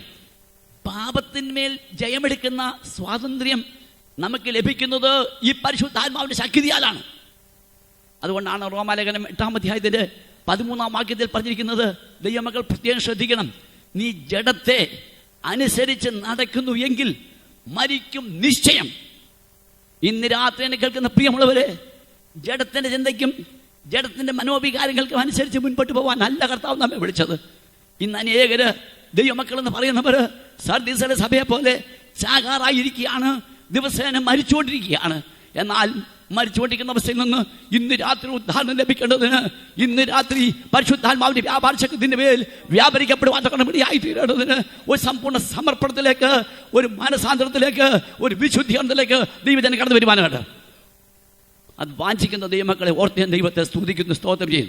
പക്ഷെ ഒരു കാര്യമാണ്, ആത്മാവെന്ന് പറഞ്ഞാൽ പിന്നെയും ഞാൻ ബന്ധനസ്ഥനാണെന്ന് പറഞ്ഞുകൊണ്ട് നടക്കരുത്. പിന്നെ ബന്ധനം അഴിക്കാൻ ആരെയും വിളിക്കുകയും ചെയ്യരുത്. ദൈവത്തിന് സ്തോത്രം ചെയ്യുന്നത്. പരിശുദ്ധാത്മാവിനെ നമ്മുടെ മേൽ പകർന്നിരിക്കുന്നെങ്കിൽ ഈ പരിശുദ്ധാത്മാവ് നമ്മെ സകല ബന്ധനങ്ങൾ നഴിച്ചു മാറ്റുന്നത് മാത്രമല്ല, നമ്മളെ നീതിയിലും സത്യത്തിലും വഴി നടത്തുന്നതാണ് പരിശുദ്ധാത്മാവ്. ദൈവത്തിന് സ്തോത്രം ചെയ്യും. അതുകൊണ്ട് ശിംശോന്റെ മേൽ യഹോവയുടെ ആത്മാവ് വന്നപ്പോഴൊക്കെയും ശിംശോൻ അല്ലെങ്കിൽ ദൈവത്തിൻ്റെ ആത്മാവ് അവൻ്റെ മേൽ വന്നു. അവനെ കെട്ടിയിരിക്കുന്ന കെട്ടുകൾ ഇത് തീ കൊണ്ട് കരിഞ്ഞ ചണനൂല് പോലെ ആയി എന്ന് ആവർത്തിച്ച് എഴുതിയിട്ടുണ്ട്. ദൈവത്തിൻ്റെ സ്തോത്രം ചെയ്യുന്നു. ഇന്ന് രാത്രി എന്നെ കേൾക്കുന്ന പ്രിയമുള്ളവരെ, നിങ്ങളെ ബന്ധിച്ച ബന്ധനം എന്ത് തന്നെ ആര് തന്നെ ബന്ധിച്ചെന്ന് വന്നാലും നീ അതിനെ ഭയപ്പെടേണ്ട ആവശ്യമില്ല. നീ യഹോവയുടെ ആത്മാവിനാൽ നിറയപ്പെടുന്നെങ്കിൽ നിന്റെ ബന്ധനം അഴിഞ്ഞു മാറുക തന്നെ ചെയ്യും. Price the Lord, price the Lord. എന്തുകൊണ്ട് അഴിഞ്ഞു മാറാതെന്ന് ചോദിച്ചു കഴിഞ്ഞാൽ, നിനക്ക് ഇന്ന് ജീവനും ചൈതന്യവും ഒന്നുമില്ല, യഹോവയുടെ ആത്മാവാണെന്നൊക്കെ പറയുന്നതല്ലാതെ യഥാർത്ഥ ആത്മാവാണെന്ന് എനിക്ക് സംശയം. സ്വതം ഏത് ബലഹീന സമയത്തും നമ്മെ ബലപ്പെടുത്തുവാൻ കഴിവുള്ള കർത്താവ്. അതിനൊരു കാര്യം ഓർത്തോണം, റോമർ 8:13 പറഞ്ഞിരിക്കുന്നത്, ജഡത്തെ അനുസരിച്ച് നടക്കുന്നുവെങ്കിൽ മരിക്കുന്നു നിശ്ചയം. ആത്മാവിനാൽ ജഡത്തിൻ്റെ പ്രവൃത്തികളെ മരിപ്പിക്കുന്നുവെങ്കിൽ, ഞാൻ പറയട്ടെ ദൈവമക്കളെ, ഈ പരിശുദ്ധാത്മാവിനെ പ്രാപിച്ചത് രണ്ട് അന്യഭാഷ കൊണ്ട് തൃപ്തിപ്പെടുവാനല്ല. പരിശുദ്ധാത്മാവിനെ പ്രാപിക്കുന്നവർ അന്യഭാഷയിൽ സംസാരിക്കും. ഞാൻ ഇഷ്ടം പോലെ തെളിവ് തരാം. ഇന്ന് പെന്തിക്കോസിൽ ആത്മപരം അല്ലെങ്കിൽ അന്യഭാഷ എന്ന് പറയുന്നത് ഭാഷ വരമായിട്ട് പോലും പഠിപ്പിക്കാൻ തുടങ്ങിയിരിക്കുന്ന ഒരു കാലഘട്ടത്തിലായിരിക്കാണ്. ഞാൻ ബൈബിൾ സ്കൂളുകളിലെ നോട്ടുകളൊക്കെ ഞാൻ വായിച്ചിട്ടുണ്ട്. അതുകൊണ്ട് പറയുകയാണ്, പരിശുദ്ധാത്മാവ് വരുമ്പോൾ അവർ അന്യഭാഷയിൽ ദൈവത്തെ സ്തുതിക്കുമെന്നും ആരാധിക്കുമെന്നുള്ളത് സത്യമായ വചനമാണ്. ദൈവത്തിന് സ്തോത്രം ചെയ്യുന്നു. നാം അത് പ്രാപിച്ചിരിക്കണം, യാതൊരു സംശയവുമില്ല. ദൈവത്തിന് സ്തോത്രം. അതിന് ഒരു ഒറ്റവാക്യം മാത്രം എളുപ്പമൊന്ന് വായിച്ചു വിടാം. കൊരിന്ത്യർക്ക് 1-ാം ലേഖനം 14-ാം അധ്യായത്തിൻ്റെ 14 മുതലുള്ള വാക്യങ്ങൾ വായിക്കുമ്പോൾ അവിടെ പ്രത്യേകം എഴുതിയിരിക്കുകയാണ്, അന്യഭാഷയെക്കുറിച്ച് പറഞ്ഞിരിക്കുകയാണ്. ഇവിടെ കൂടി വരിക്കുന്ന ഭൂരിഭാഗം ദൈവമക്കളും അവർ പെന്തിക്കോസ്തുകാർ ദൈവമക്കളാണല്ലോ. അതുകൊണ്ട് ദൈവാത്മാവിൽ ഞാൻ ആ കാര്യം നിങ്ങളെ ആ സംശയം മാറ്റി തരാം. 1-14 വാക്യം വായിക്കാം. ഞാൻ അന്യഭാഷയിൽ പ്രാർത്ഥിക്കുന്നുവെങ്കിൽ, അതിൻ്റെ മുകളിലത്തെ വാക്യം ഇവിടെ നിന്ന് വായിക്കണേ. ഔവണ്ണം നിങ്ങളും ആത്മവരങ്ങളെ കുറിച്ച് വാഞ്ചയുള്ളവരാകയാൽ സഭയുടെ ആത്മീയ വർധനയ്ക്കായി സഫലന്മാരാകുവാൻ ശ്രമിപ്പീൻ. അടുത്ത വാക്യം. അതുകൊണ്ട് അന്യഭാഷയിൽ സംസാരിക്കുന്നവൻ വ്യാഖ്യാനവർത്തനായി പ്രാർത്ഥിക്കട്ടെ. അടുത്തത്, ഞാൻ അന്യഭാഷയിൽ പ്രാർത്ഥിക്കുന്നുവെങ്കിൽ എന്റെ ആത്മാവ് പ്രാർത്ഥിക്കുന്നു, എന്റെ ബുദ്ധിയോ അഫലമായിരിക്കുന്നു. രണ്ട് പ്രാർത്ഥനയുണ്ട്. ഒന്ന് അന്യഭാഷയിലുള്ള പ്രാർത്ഥനയുണ്ട്, നമ്മുടെ ബുദ്ധിയിലുള്ള പ്രാർത്ഥനയുണ്ട്. ഇവിടെ ഞങ്ങൾ ഇവിടുന്ന് ആരംഭത്തിൽ ദൈവദാസന്മാർ മുമ്പോട്ട് കടന്നു ഒന്ന് പ്രാർത്ഥിച്ചു. അത് ബുദ്ധിയുടെ പ്രാർത്ഥനയാണ്, ആത്മാവിൻ്റെ പ്രേരണയാലുള്ള പ്രാർത്ഥനയാണ്. പക്ഷെ അത് എന്തുകൊണ്ടല്ല, അവർ ആത്മാവിലെ പ്രാർത്ഥനയെന്നല്ല. അന്യഭാഷയിൽ പ്രാർത്ഥിക്കുന്നവൻ ആത്മാവുകൊണ്ട് പ്രാർത്ഥിക്കുന്നു, അവൻ്റെ ബുദ്ധിയോ അബലമായിരിക്കുന്നു. അടുത്ത വാക്യം. ആകയാൽ എന്ത്, ഞാൻ ആത്മാവ് കൊണ്ട് പ്രാർത്ഥിക്കും, ബുദ്ധി കൊണ്ടും പ്രാർത്ഥിക്കും. രണ്ട് പ്രാർത്ഥനയും ദൈവമക്കൾ മനസ്സിലാക്കിക്കോണം. ആത്മാവ് കൊണ്ട് പ്രാർത്ഥിക്കും, ബുദ്ധി കൊണ്ടും പ്രാർത്ഥിക്കും. ആത്മാവ് കൊണ്ട് പ്രാർത്ഥിക്കുന്നവർ കൂടുതലും ഒറ്റയ്ക്ക് വീട്ടിലിരിക്കുമ്പോഴായിരിക്കും പ്രാർത്ഥിക്കുന്നത് നല്ലത്. ദൈവത്തിന് സ്തോത്രം ചെയ്യുന്നു. അതുകൊണ്ട് കൂടി വരുമ്പോൾ അന്യഭാഷ വരണ്ടെന്ന് ഞാൻ പറഞ്ഞില്ല, തെറ്റിദ്ധരിക്കരുത്. ആത്മാവ് കൊണ്ടും പ്രാർത്ഥിക്കും, ബുദ്ധി കൊണ്ടും പ്രാർത്ഥിക്കും. പിന്നെ അടുത്തത്, ആത്മാവ് കൊണ്ട് പാടും, ബുദ്ധി കൊണ്ടും പാടും. അത് ഇവിടെ ആദ്യം ബുദ്ധി കൊണ്ട് പാടി, പിന്നീട് ആത്മാവ് കൊണ്ടും പാടി. എല്ലാവരും പാടുന്നില്ലെങ്കിലും കുറച്ച് പേരെങ്കിലും പാടി. ദൈവത്തിന് സ്തോത്രം. ആത്മാവ് കൊണ്ട് പാടും, ബുദ്ധി കൊണ്ടും പാടും. അതിൻ്റെ അർത്ഥം ആത്മാവ് കൊണ്ട് പാടുമ്പോൾ അന്യഭാഷയിൽ പാടും, ബുദ്ധി കൊണ്ട് പാടുമ്പോൾ നമുക്ക് അറിയാവുന്ന പാട്ട് അറിയാവുന്ന ലാംഗ്വേജിൽ, അത് ഇംഗ്ലീഷ് ആയാലും മലയാളമായാലും അത് ഹിന്ദി ആയാലും ഏത് ലാംഗ്വേജ് ആയാലും അത് ബുദ്ധി കൊണ്ട് പാടും. അടുത്ത വാക്യം. അല്ല, നീ ആത്മാവ് കൊണ്ട് സ്തോത്രം ചൊല്ലിയാൽ ആത്മവരമില്ലാത്തവൻ നീ പറയുന്നത്. ആത്മാവ് കൊണ്ട് സ്തോത്രം പ്രാർത്ഥിക്കുന്നത് വരെ സ്തോത്രം ചെയ്യുന്ന പറയും. ആത്മാവ് കൊണ്ട് സ്തോത്രം പറഞ്ഞാൽ ആത്മവരമില്ലാത്തവൻ നീ പറയുന്നത് തിരിയാതിരിക്കെ. ആത്മാവ് കൊണ്ട് സ്തോത്രം ചെയ്യുമ്പോൾ അന്യഭാഷയിലാണ് പറയുന്നത്. അതുകൊണ്ട് കേൾക്കുന്നവർക്ക് എന്ത് ചെയ്തില്ല, മനസ്സിലാകത്തില്ല. നീ പറയുന്നവർക്ക് തിരിയാതിരിക്കെ നിന്റെ സ്തോത്രത്തിന് അവർ എങ്ങനെ ആമേൻ പറയും. നിങ്ങൾ നന്നായി സ്തോത്രം ചൊല്ലുന്ന സത്യമാണ്. മറ്റവൻ ആത്മീയ വർധന വരുന്നില്ല താനും. ദൈവത്തിന് സ്തോത്രം ചെയ്യുന്നു. അതുകൊണ്ട് ദൈവമക്കളെ നമ്മൾ പ്രത്യേകം ഓർക്കണം, അന്യഭാഷയിൽ നമ്മൾ പാടുമ്പോൾ അല്ലെങ്കിൽ പ്രാർത്ഥിക്കുമ്പോൾ, അന്യഭാഷയിൽ പാടുമ്പോൾ, അന്യഭാഷയിൽ ആരാധിക്കുമ്പോൾ. പക്ഷേ താഴോട്ട് വായിക്കാൻ പറയുന്നു, ഞാൻ എന്തെങ്കിലും പ്രസംഗിക്കുന്നെങ്കിൽ ബുദ്ധി കൊണ്ട് 5 വാക്ക് പറഞ്ഞാൽ. ഞാൻ ഇന്ന് രാത്രി ഇവിടെ എഴുന്നിട്ട് പ്രസംഗിക്കുന്നത്, ആര് പ്രസംഗിച്ചാലും അവർ ബുദ്ധി കൊണ്ടാണ് പ്രസംഗിക്കുന്നത്. എന്നാൽ ബുദ്ധിയുടെ പ്രമാണമെന്ന് പറഞ്ഞുകൊണ്ട് ചിലർ തള്ളിക്കളയുന്ന അവസ്ഥയുണ്ട്. അല്ല, ആത്മാവിൻ്റെ ഗൈഡൻസിൽ ബുദ്ധി കൊണ്ട് നമ്മൾ പ്രാർത്ഥിക്കുമ്പോൾ അത് ബുദ്ധി. അന്യഭാഷയിൽ പ്രസംഗിക്കുന്നതെന്ന് വേദത്തിൽ എഴുതിയിട്ടില്ല, ആത്മാവിൽ പ്രസംഗിക്കുന്ന എഴുതിയിട്ടില്ല. ആത്മാവിൽ എന്ത് ചെയ്യുന്നു, അവൻ പ്രാർത്ഥിക്കുന്നുണ്ട്, പാടുന്നുണ്ട്, അവൻ കർത്താവിനെ ആരാധിക്കുന്നുണ്ട്, സ്തോത്രം പറയുന്നുണ്ട്. എന്നാൽ ബുദ്ധി കൊണ്ട് പറയുക മാത്രമേ പ്രസംഗം നടക്കത്തുള്ളൂ. ഞാൻ എഴുന്നേറ്റ് കുറച്ച് അന്യഭാഷ പറഞ്ഞാൽ നിങ്ങളെല്ലാം ഇവിടെ ഞാൻ മിഴക്കിച്ചാൽ നോക്കിയിരിക്കും. അതല്ല, അതുകൊണ്ടാണ് ബുദ്ധി കൊണ്ട്, നിങ്ങൾക്ക് ഗ്രഹിക്കേണ്ടതിന് ബുദ്ധി കൊണ്ട് നമ്മൾ പ്രസംഗിക്കുന്നത്. ദൈവത്തിന് സ്തോത്രം ചെയ്യുന്നു. പിന്നെ പരിശുദ്ധാത്മാവിനെ ഇത് പറഞ്ഞിട്ടാണ് അപ്പോസ്തലനായ പൗലോസ് പറഞ്ഞിരിക്കുന്നത്, നിങ്ങളെല്ലാവരെക്കാളും അധികം ഞാൻ അന്യഭാഷയിൽ ദൈവത്തെ സ്തുതിക്കുന്നു, ദൈവത്തിന് സ്തോത്രം ചെയ്യും. അതുകൊണ്ട് ദൈവമക്കളെ, അന്യഭാഷ നമ്മുടെ സഭകളിൽ വിലക്കരുത് മാത്രമല്ല, അന്യഭാഷയുള്ള ആരാധനയുണ്ട്, അത് സാക്ഷാൽ അന്യഭാഷ ആയിരിക്കണം. ഏതെങ്കിലും ഉപരിപ്ലവം കൊണ്ടുണ്ടാക്കുന്ന ഒരു അന്യഭാഷയല്ല നമുക്ക് വേണ്ടത്. മറ്റുള്ളവർ പറഞ്ഞ് നമ്മളെ പറയിപ്പിക്കുന്ന അന്യഭാഷയല്ല വേണ്ടത്. ഒരു ഇമോഷണലായിട്ടുള്ള വിഷയമല്ല നമുക്ക് വേണ്ടത്. ആത്മാവ് നിറഞ്ഞവരായി ഹൃദയത്തിൻ്റെ അന്തർഭാഗത്തുനിന്ന് കർത്താവിനെ സ്തുതിക്കുന്ന സ്തുതിയുടെയും ആരാധനയുടെ മുമ്പിൽ ദൈവത്തിൻ്റെ സ്വർഗീയമായി തീയിറങ്ങുവാൻ ഇടയായിത്തീരും. ദൈവത്തിന് സ്തോത്രം ചെയ്യുന്നു. അങ്ങനത്തുള്ള ആരാധന ഒരു പാട്ടുകൊണ്ട് നിൽക്കത്തില്ല, അവർ കത്തിക്കൊണ്ടിരിക്കും. ദൈവത്തിന് സ്തോത്രം ചെയ്യുന്നു. ദൈവത്തിൻ്റെ പരിശുദ്ധാത്മാവിനെ പ്രാപിക്കും. ദൈവത്തിൻ്റെ പൈതലെ, ഞാൻ കഴിഞ്ഞ രാത്രി ഓർപ്പിച്ച പോലെ നാം നടക്കുമ്പോഴും നാം ജോലി ചെയ്യുമ്പോഴും നാം എന്ത് ചെയ്യുമ്പോഴും നിൻ്റെ ഹൃദയം ദൈവസന്നിധി പകർന്നുകൊണ്ടിരിക്കുന്നെങ്കിൽ, അന്യതാ ചിന്തകൾക്ക് നീ സ്ഥാനം കൊടുക്കാതെ ദൈവത്തിൻ്റെ ദൈവികമാകുന്ന വിഷയങ്ങൾക്ക് പ്രാധാന്യം കൊടുക്കുന്നെങ്കിൽ നിശ്ചയമായിട്ടും നീ ആത്മാവിൽ ആരാധിച്ച് ബലപ്പെടും. അങ്ങനെ ഒന്ന് ജീവിച്ച് നോക്കിയേ, നിൻ്റെ മേൽ ഒരു ബന്ധനവും ശേഷിക്കയില്ല. ദൈവത്തിന് സ്തോത്രം ചെയ്യുന്നു. ഹല്ലേലൂയ. ഇന്ന് രാത്രി നീ ബന്ധനത്തിന് ഹല്ലേലൂയ കീഴ്പ്പെട്ടിരിക്കുന്നെങ്കിൽ ഞാൻ കർത്താവിൻ്റെ ആത്മാവിൽ പറയട്ടെ, ഇന്ന് രാത്രി നിന്റെ ബന്ധനം അഴിഞ്ഞ് നീ ഇവിടുന്ന് കടന്നു പോകാവൂ. എന്തുകൊണ്ടോ ഇവിടെ പരിശുദ്ധാത്മാവിൻ്റെ വ്യാപാര ശക്തി വ്യക്തികളുടെ മേൽ വരുന്നുണ്ട്. ദൈവത്തിന് സ്തോത്രം. Hallelujah, hallelujah. വിശ്വസിക്കുന്ന ദൈവമക്കൾക്കായി, അതിന് ഏൽപ്പിച്ചു കൊടുക്കുന്ന ദൈവമക്കൾക്കായി ഞാൻ കർത്താവിനെ സ്തുതിക്കുന്നു, സ്തോത്രം ചെയ്യുന്നു. Price the Lord. ഹല്ലേലൂയ, സ്തോത്രം. അതുകൊണ്ട് ഇപ്പം നമുക്ക് എല്ലാവരും കൂടെ ഒന്ന് ഒരു പാട്ട് പാടി ഒന്ന് ആത്മാവിൽ ശക്തിപ്പെടാൻ കർത്താവ് സഹായിക്കുമാറാകട്ടെ. എല്ലാവരും കൂടെ അതിന് ചേർന്ന് ഹല്ലേലൂയ, പരിശുദ്ധാത്മാവേ ശക്തി പറഞ്ഞിട്ടുള്ള പാട്ട്. Price the Lord. എളുപ്പം അതെല്ലാം നമുക്കറിയാവുന്ന പാട്ടാണ്. എല്ലാവരും കൂടെ ചേർന്ന് പാടി കർത്താവിനെ ഒന്ന് ആരാധിക്കണം. അങ്ങനെയെങ്കിൽ ഇവിടെ ആരാധന കഴിയുമ്പോൾ ചില വിടുതൽ നടക്കണം. അത് വിശ്വസിക്കുന്ന ഈ മക്കൾക്കായി ഞാൻ കർത്താവിനെ സ്തുതിക്കുന്നു. അങ്ങനെയാണെങ്കിൽ എല്ലാവരും കൂടി ചേർന്ന് നമുക്കൊന്ന് പാടാം. ദൈവത്തിനെ സ്തോത്രിക്കുന്നു. ഈ പാട്ട് പാടുന്ന സമയത്ത് ഓഫറിംഗ് സ്വീകരിക്കുക ചെയ്യാമല്ലോ. വേഗത്തിൽ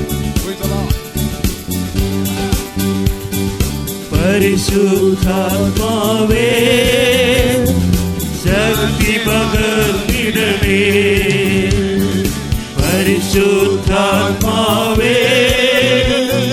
ശക്തി പകർന്നിടണേ,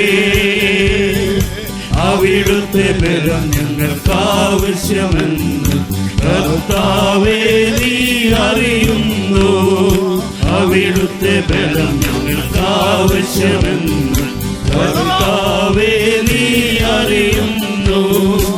ആദ്യ നൂറ്റാണ്ടിലെ അനുഭവം പോൽ അതിശയം ലോകത്തിൽ നടന്നിടുവാൻ, ആദ്യ നൂറ്റാണ്ടിലെ അനുഭവം പോൽ അതിശയം ലോകത്തിൽ നടന്നിടുവാൻ, ആദിയിലെന്ന പോലാത്മാവേ അമിതബലം തരണേ, ആദിയിലെന്ന പോലാത്മാവേ അമിതബലം തരണേ, പരിശുദ്ധാത്മാവേ ശക്തി പകർന്നിടണേ, പരിശുദ്ധാത്മാവേ ശക്തി പകർന്നിടണേ, ലോകത്തിൻ മോഹം വിട്ടോടിടുവാൻ, സാത്താന്റെ ശക്തിയെ ജയിച്ചിടുവാൻ, ലോകത്തിൻ മോഹം വിട്ടോടിടുവാൻ, സാത്താന്റെ ശക്തിയെ ജയിച്ചിടുവാൻ, ധീരതയോടു സേവ ചെയ്യുവാൻ അഭിഷേകം ചെയ്തിടണേ, ധീരതയോടു സേവ ചെയ്യുവാൻ അഭിഷേകം ചെയ്തിടണേ, പരിശുദ്ധാത്മാവേ ശക്തി പകർന്നിടണേ, പരിശുദ്ധാത്മാവേ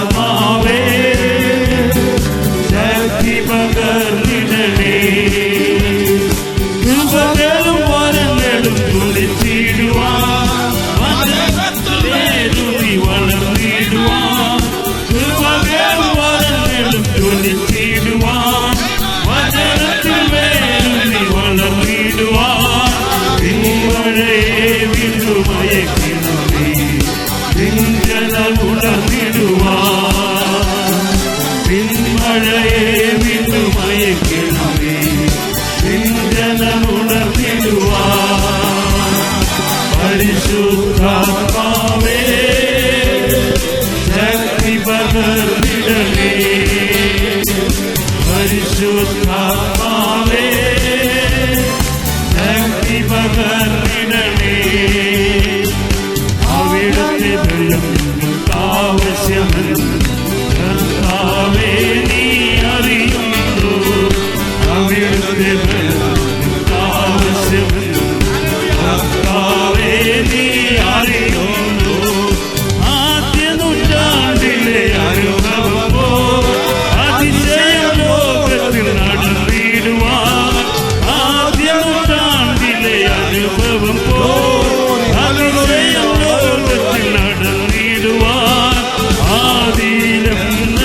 പോലാത്മാവേ അമിത ബലം തരണേ ആദിയിലെന്ന പോലാത്മാവേ അമിത ബലം തരണേ പരിശുദ്ധാത്മാവേ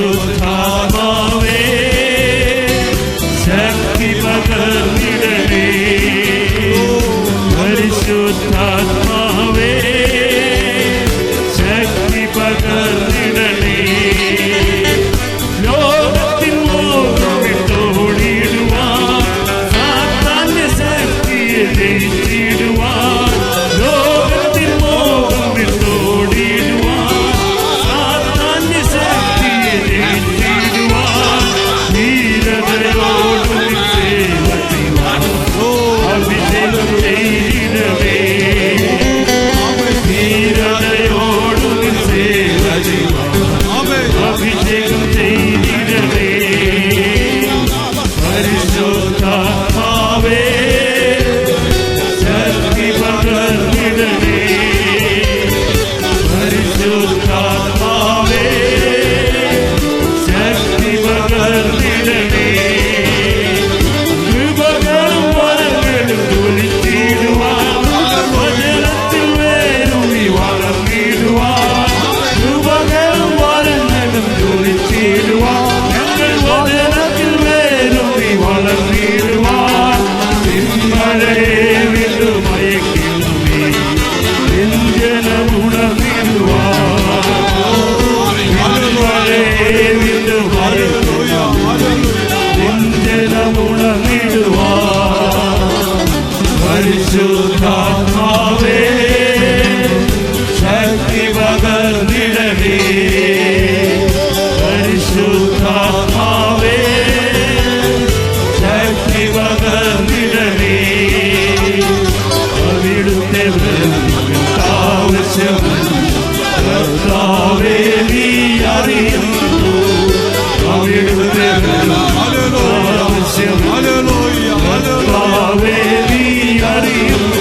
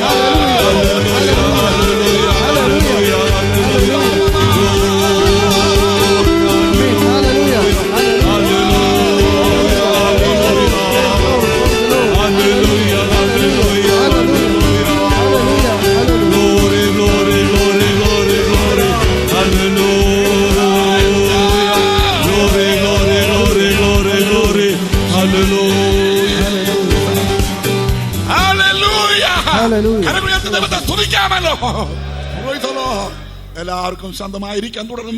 കർത്താനദാസൻ ശുശ്രൂഷ. Hallelujah hallelujah. പരിശുദ്ധാത്മാവ് നിങ്ങളുടെ മേൽ വരുമ്പോൾ ശക്തി ലഭിക്കും. ഇന്ന് രാത്രി നമ്മുടെ ബലഹീനത മാറി ആ ശക്തിയെ പ്രാപിക്കുന്നവരായി തീരുവാൻ ദൈവമായ കർത്താവ് നമ്മെ സഹായിക്കുമാറാകട്ടെ. ദൈവത്തിന് സ്തോത്രം ചെയ്യും.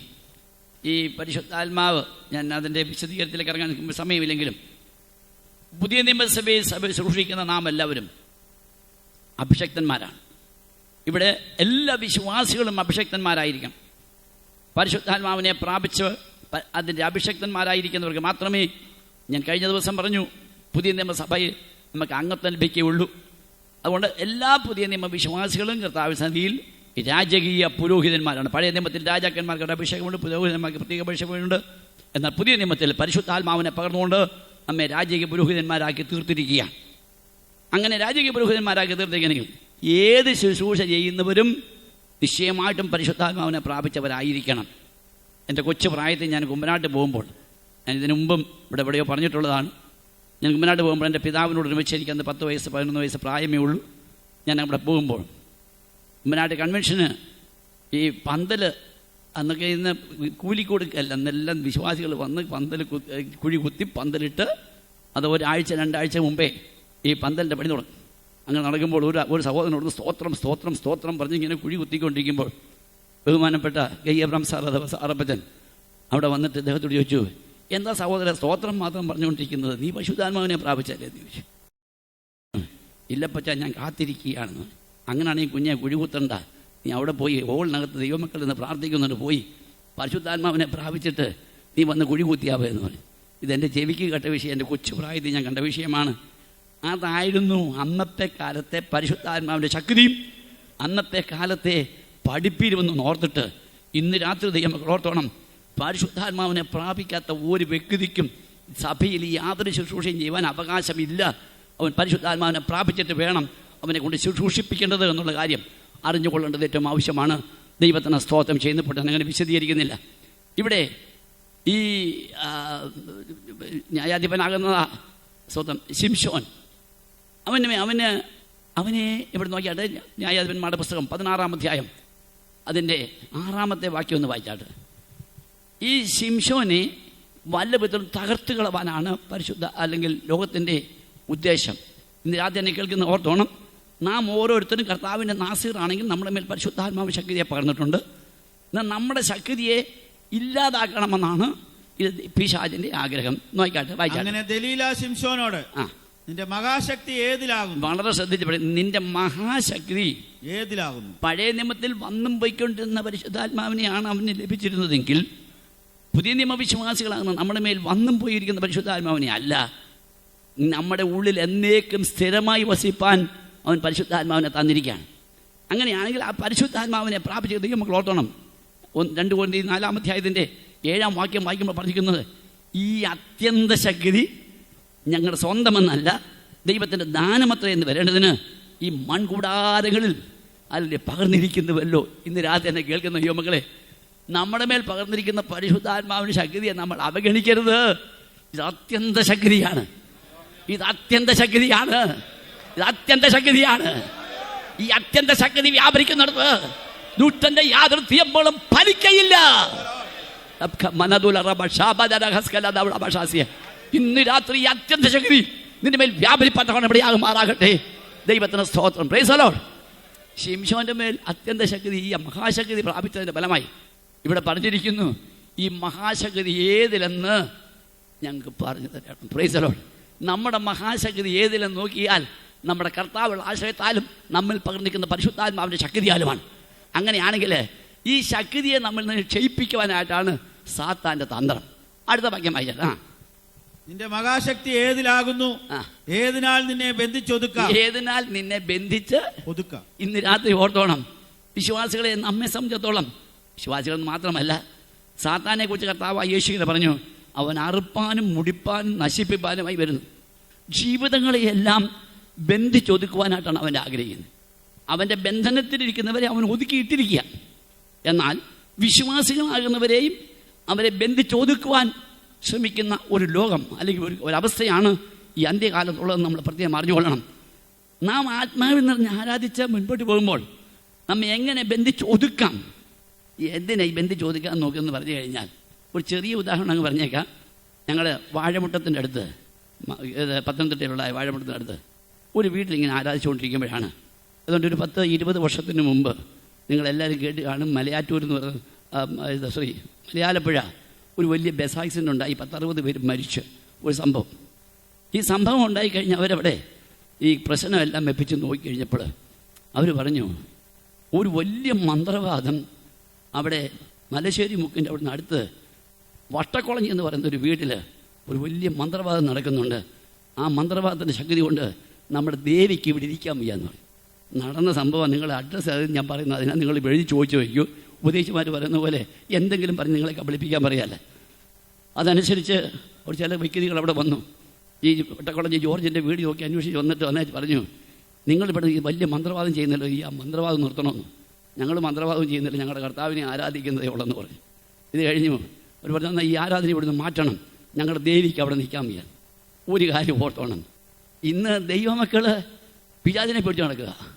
ശരിയായ ആത്മാവിനെ പ്രാപിക്കാമെങ്കിൽ ഒരൊറ്റ പിശാചും ദൈവത്തിൻ്റെ പൈതൽ നിന്റെ മുമ്പിൽ നിൽക്കയില്ല. സ്തോത്രം സ്തോത്രം.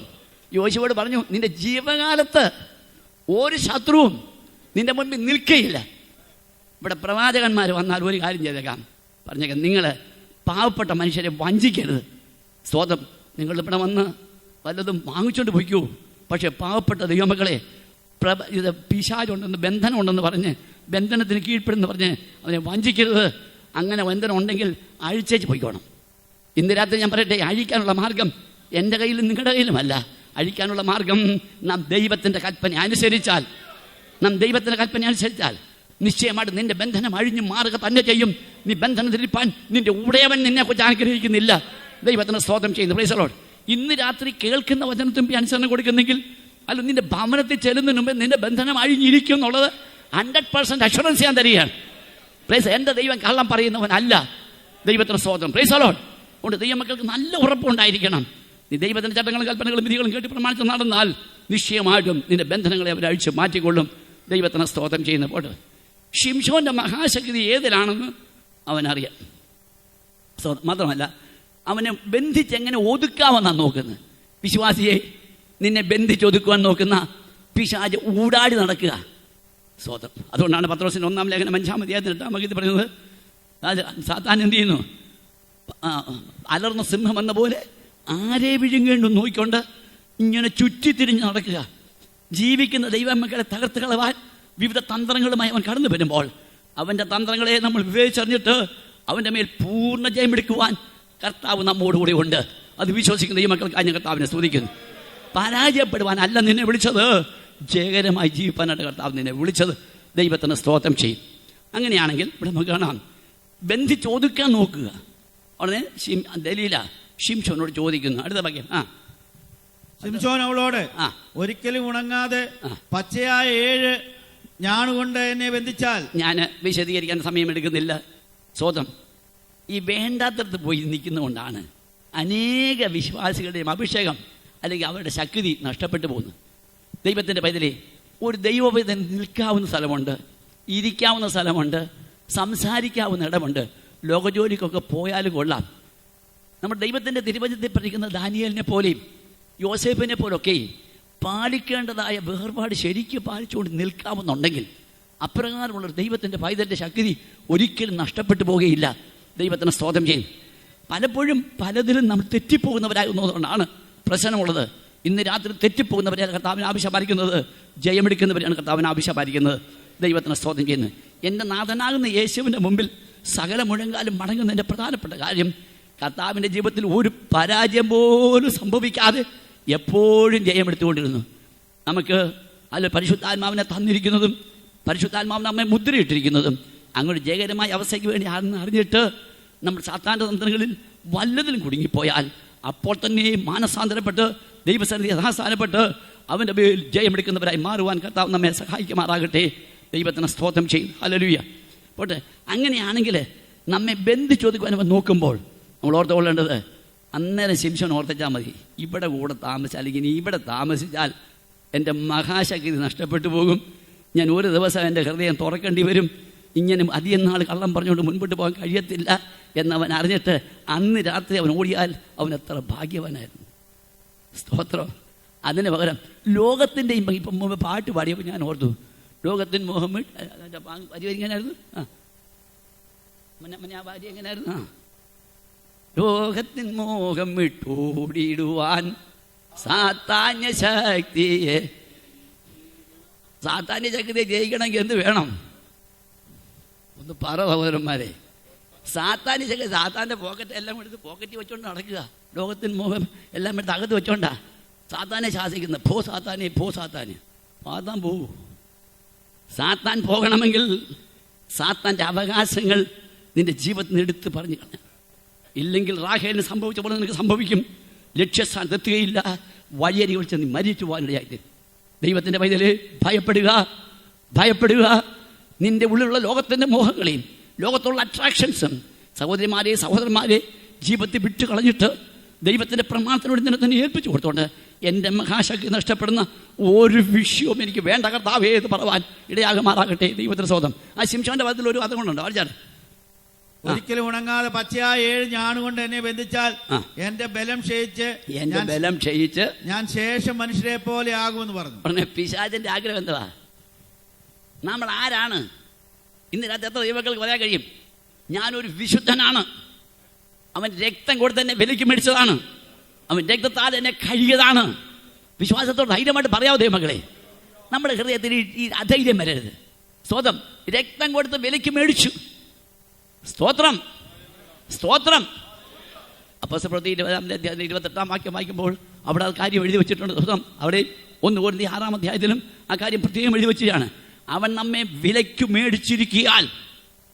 ഇന്ന് രാത്രി ദൈവത്തിൻ്റെ പൈതലേ, ഞാനും നീയും ഒരുപോലെ യേശുവിൻ്റെ വിലയേറിയ പുണ്യാഹരകത്താൽ, നിഷ്കളങ്കരകത്താൽ വിലയ്ക്ക് വാങ്ങപ്പെട്ടവരാണ്. പത്രോസ് 1 പറഞ്ഞിരിക്കുന്നു. സ്തോത്രം. നിങ്ങളെ വീണ്ടെടുത്തിരിക്കുന്നത്, നിങ്ങളെ വിലയ്ക്ക് മേടിച്ചിരിക്കുന്നത് വെള്ളി പൊന്ന് മുതലായി അഴിഞ്ഞു പോകുന്ന വസ്തുക്കളെ കൊണ്ടല്ല, ക്രിസ്തു എന്ന നിർദോഷവും നിഷ്കളങ്കമായ കുഞ്ഞാടിന്റെ വിലയേറിയ രക്തത്താൽ വിലയ്ക്ക് വാങ്ങപ്പെട്ടവ ദൈവമക്കളാണെന്നുള്ള ഒരു ഉറപ്പും ധൈര്യവും ഇന്ന് രാത്രി ഉണ്ടെങ്കിൽ പിശാചിനോട് പറയണം, എൻ്റെ മേൽ തളിച്ചിരിക്കുന്ന രക്തം, എന്റെ മേൽ തളിച്ചിരിക്കുന്ന രക്തം സാത്താനേ, നിന്നെ 2000 വർഷങ്ങൾക്ക് മുമ്പ് കാൽവറിൽ വെച്ച് നിന്റെ തലയെ തകർത്തവന്റെ രക്തമാണ്. ഇന്ന് രാത്രി രക്തത്താൽ തളിക്കപ്പെട്ട ദൈവത്തിന്റെ പൈതലേ,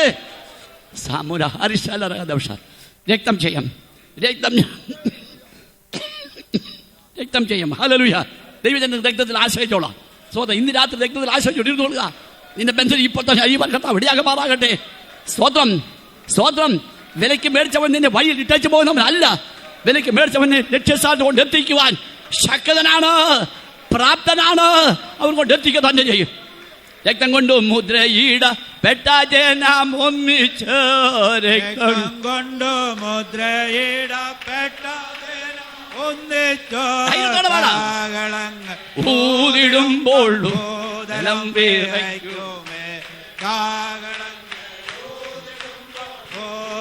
വിറയ്ക്കുമേ. ജയം ജയം ഹല്ലേലൂയ, ജയം ജയം എപ്പോഴും, ജയം ജയം ഹല്ലേലൂയ, ജയം ജയം എപ്പോഴും. യേശുരാജ നാമത്തിനു ജയം ജയം എപ്പോഴും, യേശുരാജ നാമത്തിനു ജയം ജയം എപ്പോഴും. Hallelujah, hallelujah. ഇന്ന് രാത്രി രക്തം കൊണ്ട് അവൻ നമ്മെ മുദ്രയിട്ടിരിക്കുക. മാത്രമല്ല പരിശുദ്ധാത്മാവിനെയും അവൻ നമുക്ക് വീണ്ടെടുപ്പ് നാളിനായി നമ്മെ മുദ്രയിട്ടിരിക്കുക. ഈ 2 മുദ്രയെ കവഞ്ഞ് ഏത് ശക്തിക്ക് എന്ത് ചെയ്യുവാൻ തന്നെ കൊണ്ട് കഴിയും? സാത്താനോട് നാം വെല്ലുവിളിക്കണം. Hallelujah, hallelujah. ഈ ദേശത്തിന്റെ പ്രഭുവിനോട്, ഈ ദേശത്തിന്റെ ദേശാധിപതിയോട് ധൈര്യമായിട്ട് വെല്ലുവിളിക്കുവാൻ, ഇന്ന് രാത്രി നിന്റെ വീണ്ടെടുപ്പിന്റെ ശ്രദ്ധ ഗ്രഹിക്കുവാൻ വിശ്വാസിയെ നിന്റെ ഹൃദയദൃഷ്ടി ഒന്ന് പ്രകാശിക്കുമാറാകട്ടെ. അവന്റെ അവകാശങ്ങൾ ഇന്ന് രാത്രി വിട്ടോടുവാൻ, ലോകത്തിന്റെ മോഹങ്ങളെ വിട്ടോടുവാൻ, ദലീലമായ മടികളെ വിട്ടോടുവാൻ ഇന്ന് രാത്രി തീരുമാനമെടുക്കുന്നെങ്കിൽ നിന്റെ മഹാശക്തി കുറഞ്ഞു പോകുകയില്ല. നിന്റെ മഹാശക്തി നിന്നെ വെളിപ്പെടുവാൻ ഇടയായിത്തീരും.